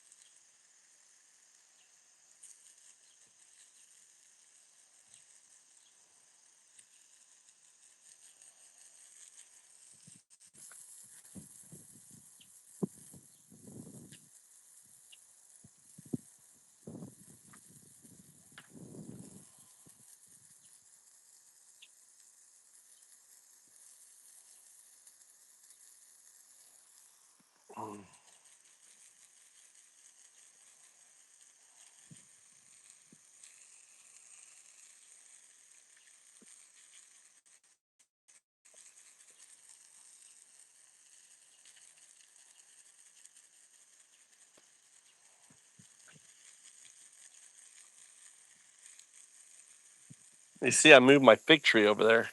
Look, it's coming out. Fig tree is growing.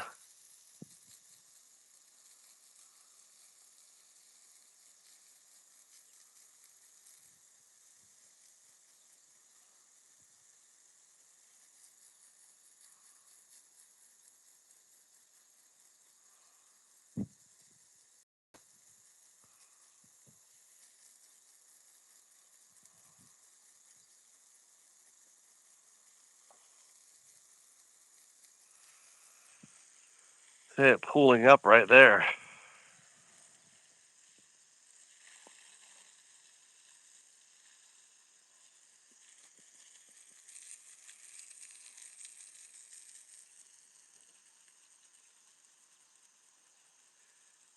I need to take the sideboard out.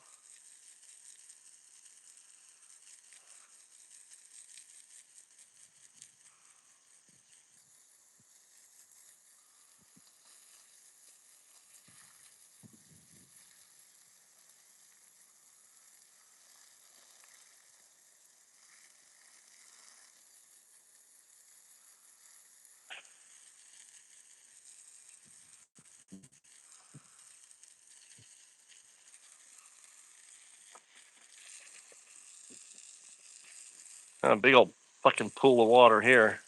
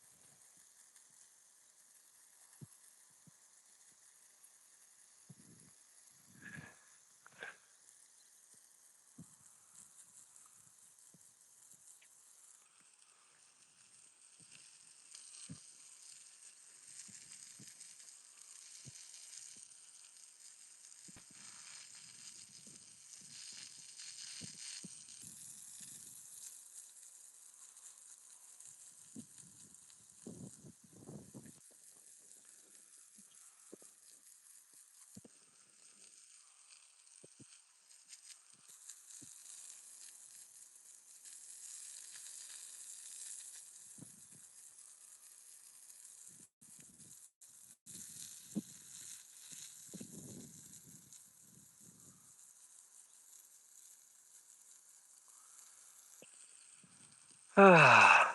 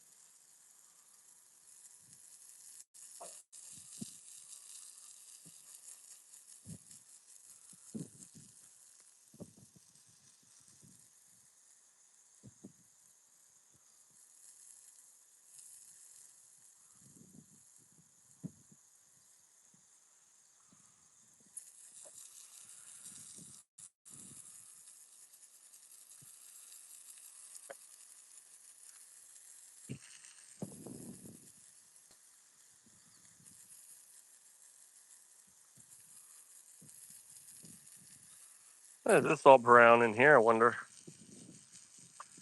Where did this go?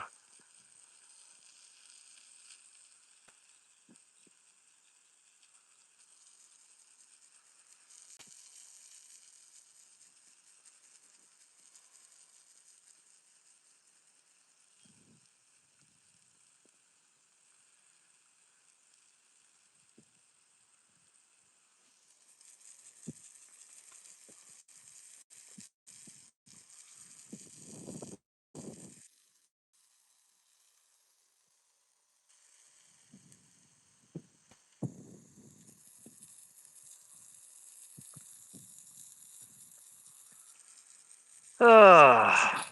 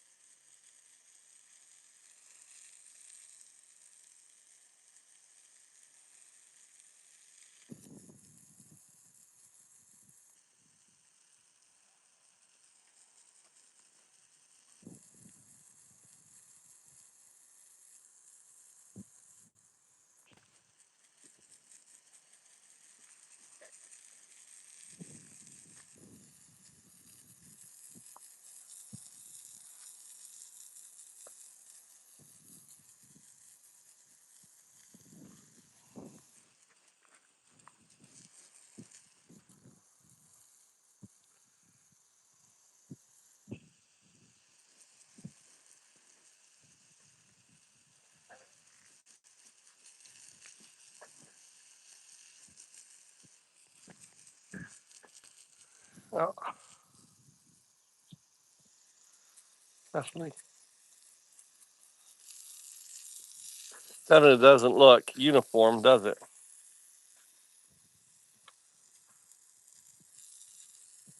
But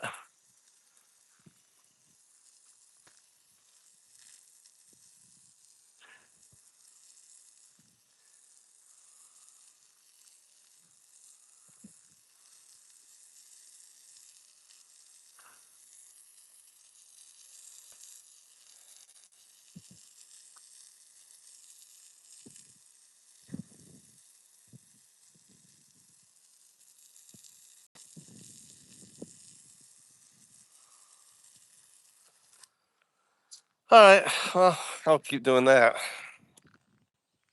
Spray that off.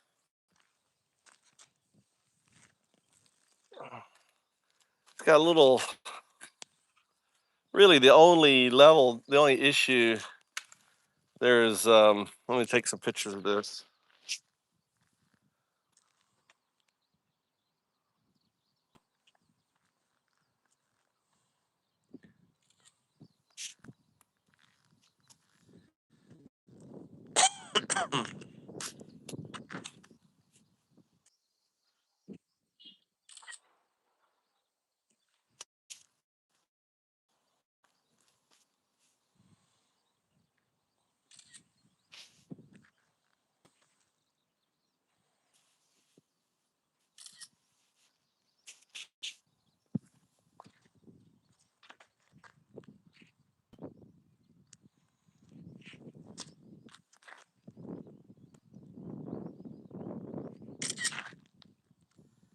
You can see kind of the issues, a little bit of indentation, little cosmetic things, and a little puddling on the top layer, which is the flattest, but pretty much everywhere else it drains off.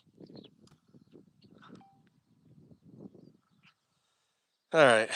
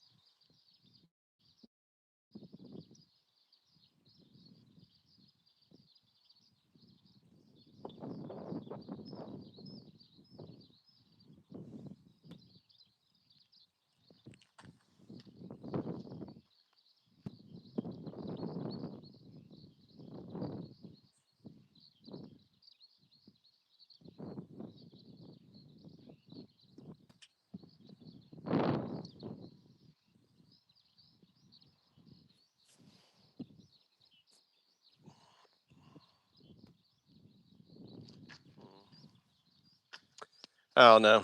All right, guys, I'm gonna get off.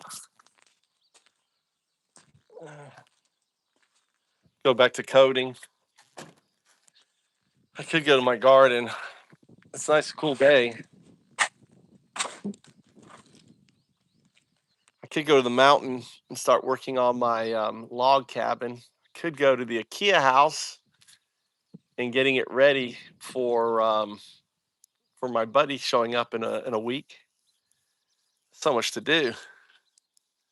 Look how these insects really love. They really love the fennel. They're all these are bees and a wasp. They're all fighting over the fennel flowers that are out.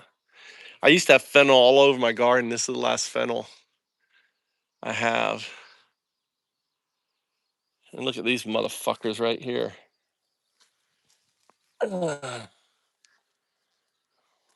God damn. I've got caterpillars eating the shit out of my plant here. That's two of them.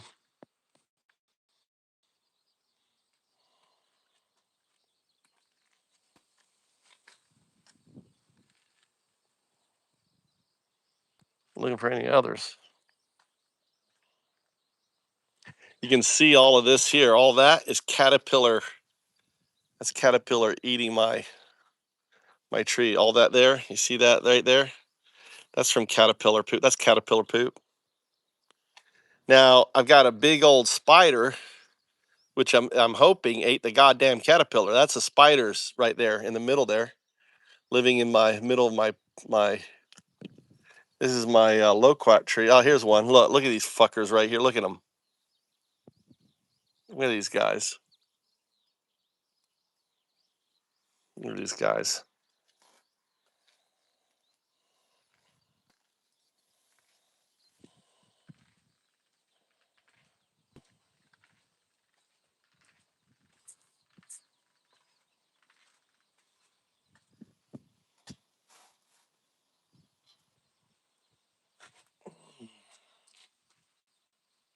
Put it up here.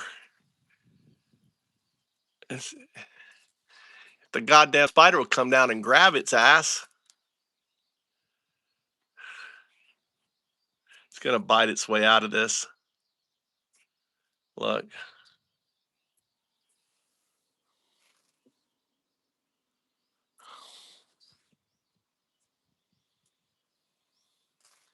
The spider doesn't come out. The spider doesn't come out until nighttime.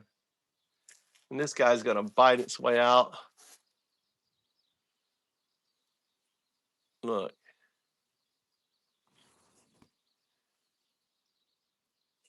Can I spin it?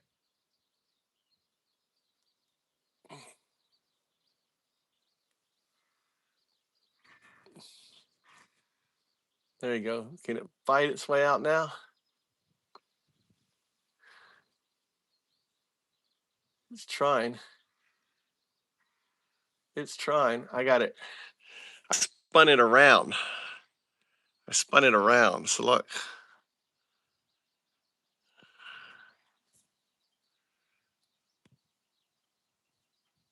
Look, it's trying to.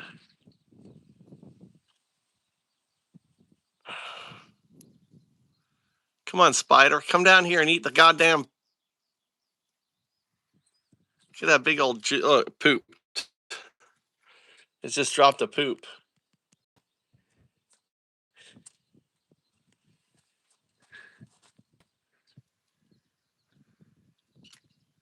It's biting it.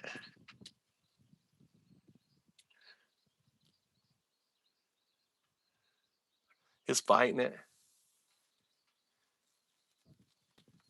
Where's goddamn Charlotte? Charlotte, get your ass down here and get your dinner. Charlotte, get your ass down here and get your dinner. What are you doing, girl?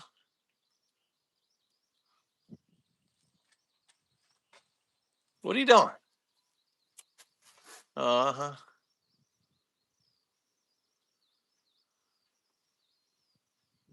Oh, it's spinning now. It's spinning the other way now. It's having like carnival ride. Like carnival ride.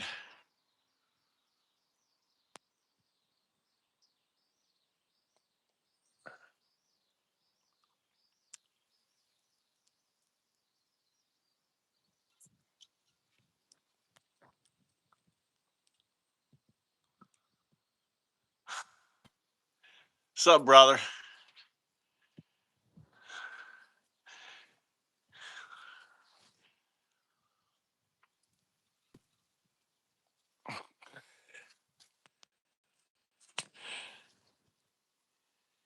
The goddamn goddamn, it's nearly out.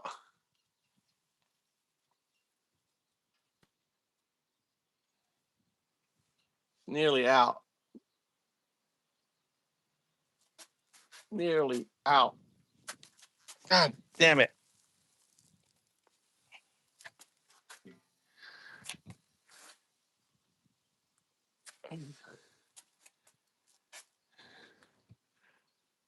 Nearly out.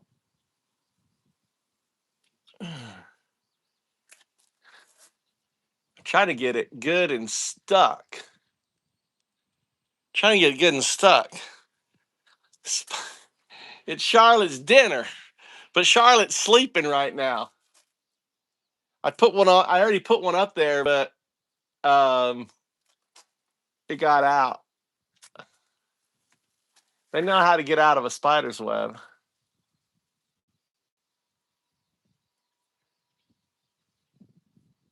Yeah, it's biting through the.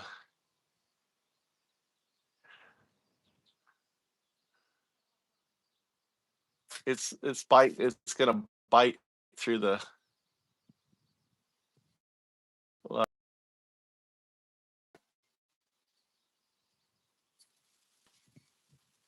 Yeah.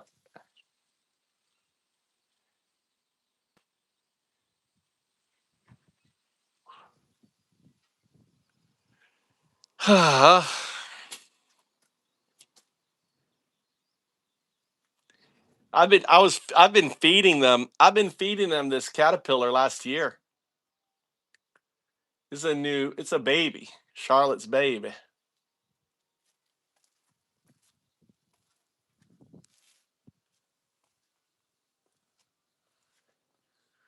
I kept shoving food in its little hole there, and it didn't like that. Anyway, I don't know. Look, my loquat.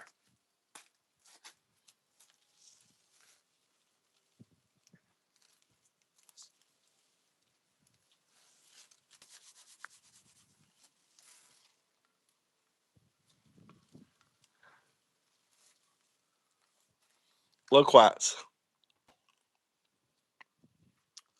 Mm.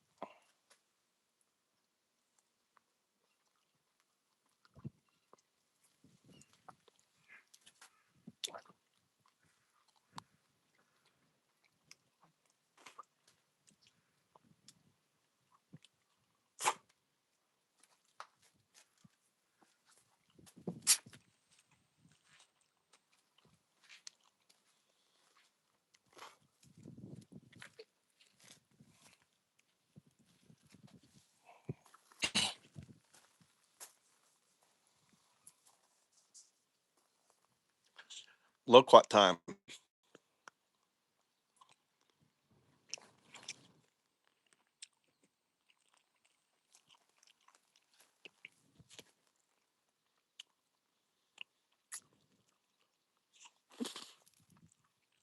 Yeah. Oh shit! I got to deal with the.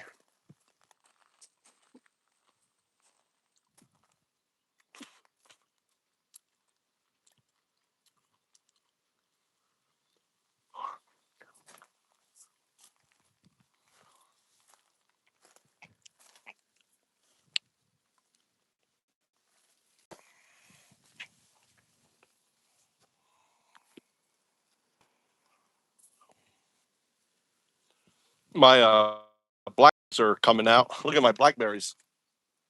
My blackberries.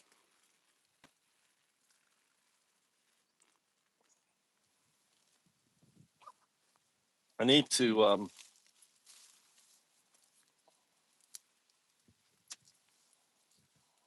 These are like growing out here.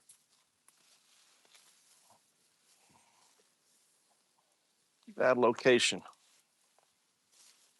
These are my palm leaf raspberries.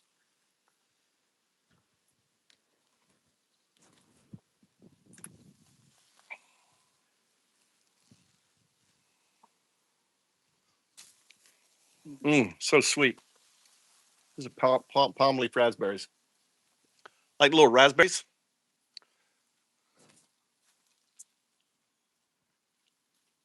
and they just pop off like raspberries, right?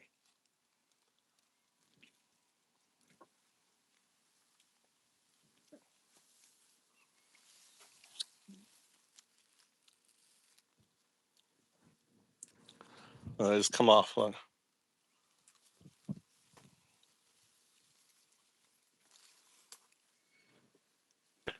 Pinch them off.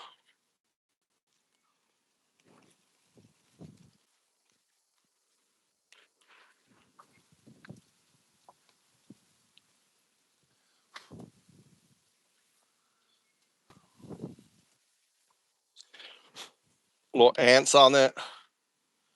Look, I'm getting a little protein, little micro ants. Oh, ant protein. Got a little protein on that one.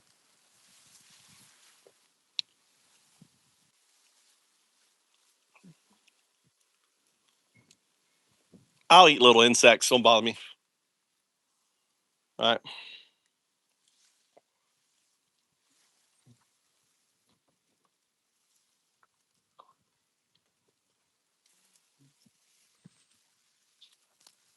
Haven't got any Any mushrooms coming up?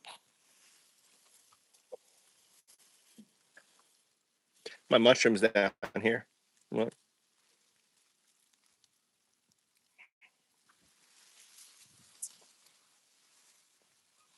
That's my shiitake.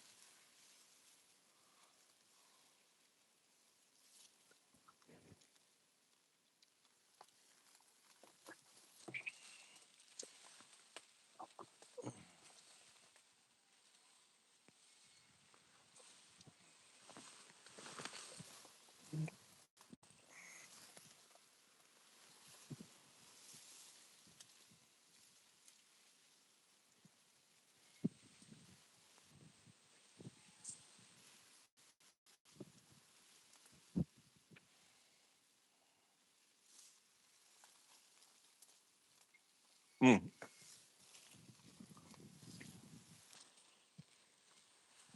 It's like a jungle. Look at my jungle. There's one down here. I'm gonna get my cutter. Cut all this down. My little jungle. My little jungle area here. It's a wind block.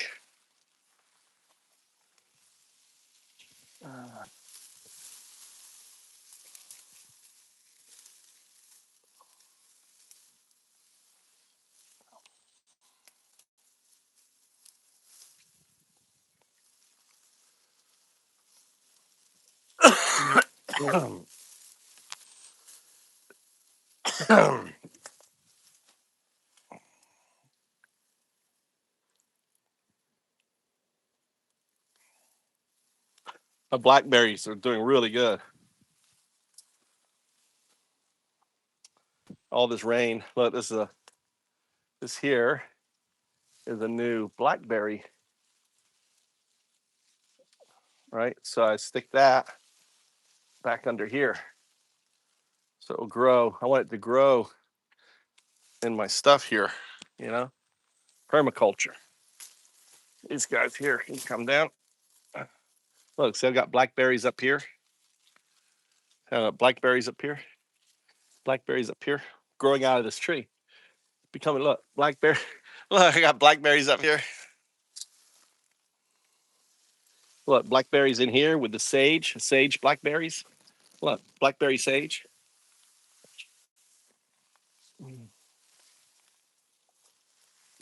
Oh, blackberries all in here. Oh, look at this mushroom here. Look at this guy. I don't know what you are. What are you? What are you? Hmm? Oh, it's got a little purple. Got a little bit of a purple on the foot. Anyone know what this mushroom is?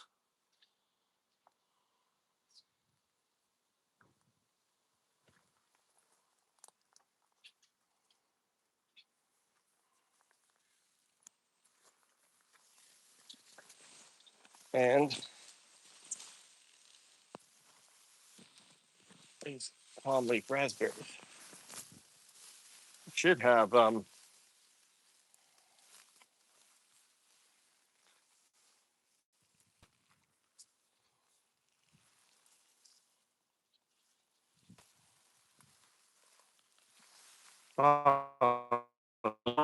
at this. See what this is. Let's look at the so many blackberries to make blackberry jam.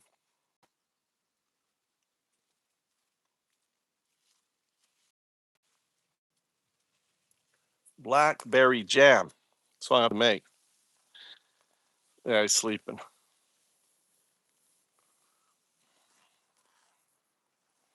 So many frogs.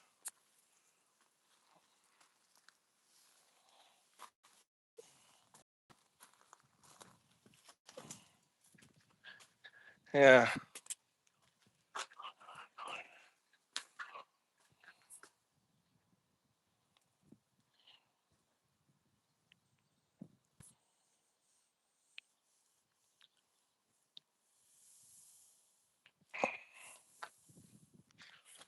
All right, guys, I'm gonna go. My back's hurting me. I need to put a back pad on. It's a rainy day. So I think that's what I'm going to do. Guys, later. Yeah, I need to rest my back. Did all that concrete work and all that guard work, holding that heavy, really heavy thing and leaning over puts pressure on that. Anyway, I'll catch you guys later. It's been on TV. Yeah, I watch TV and code. That's what I do. All right, guys. I'll talk to you later.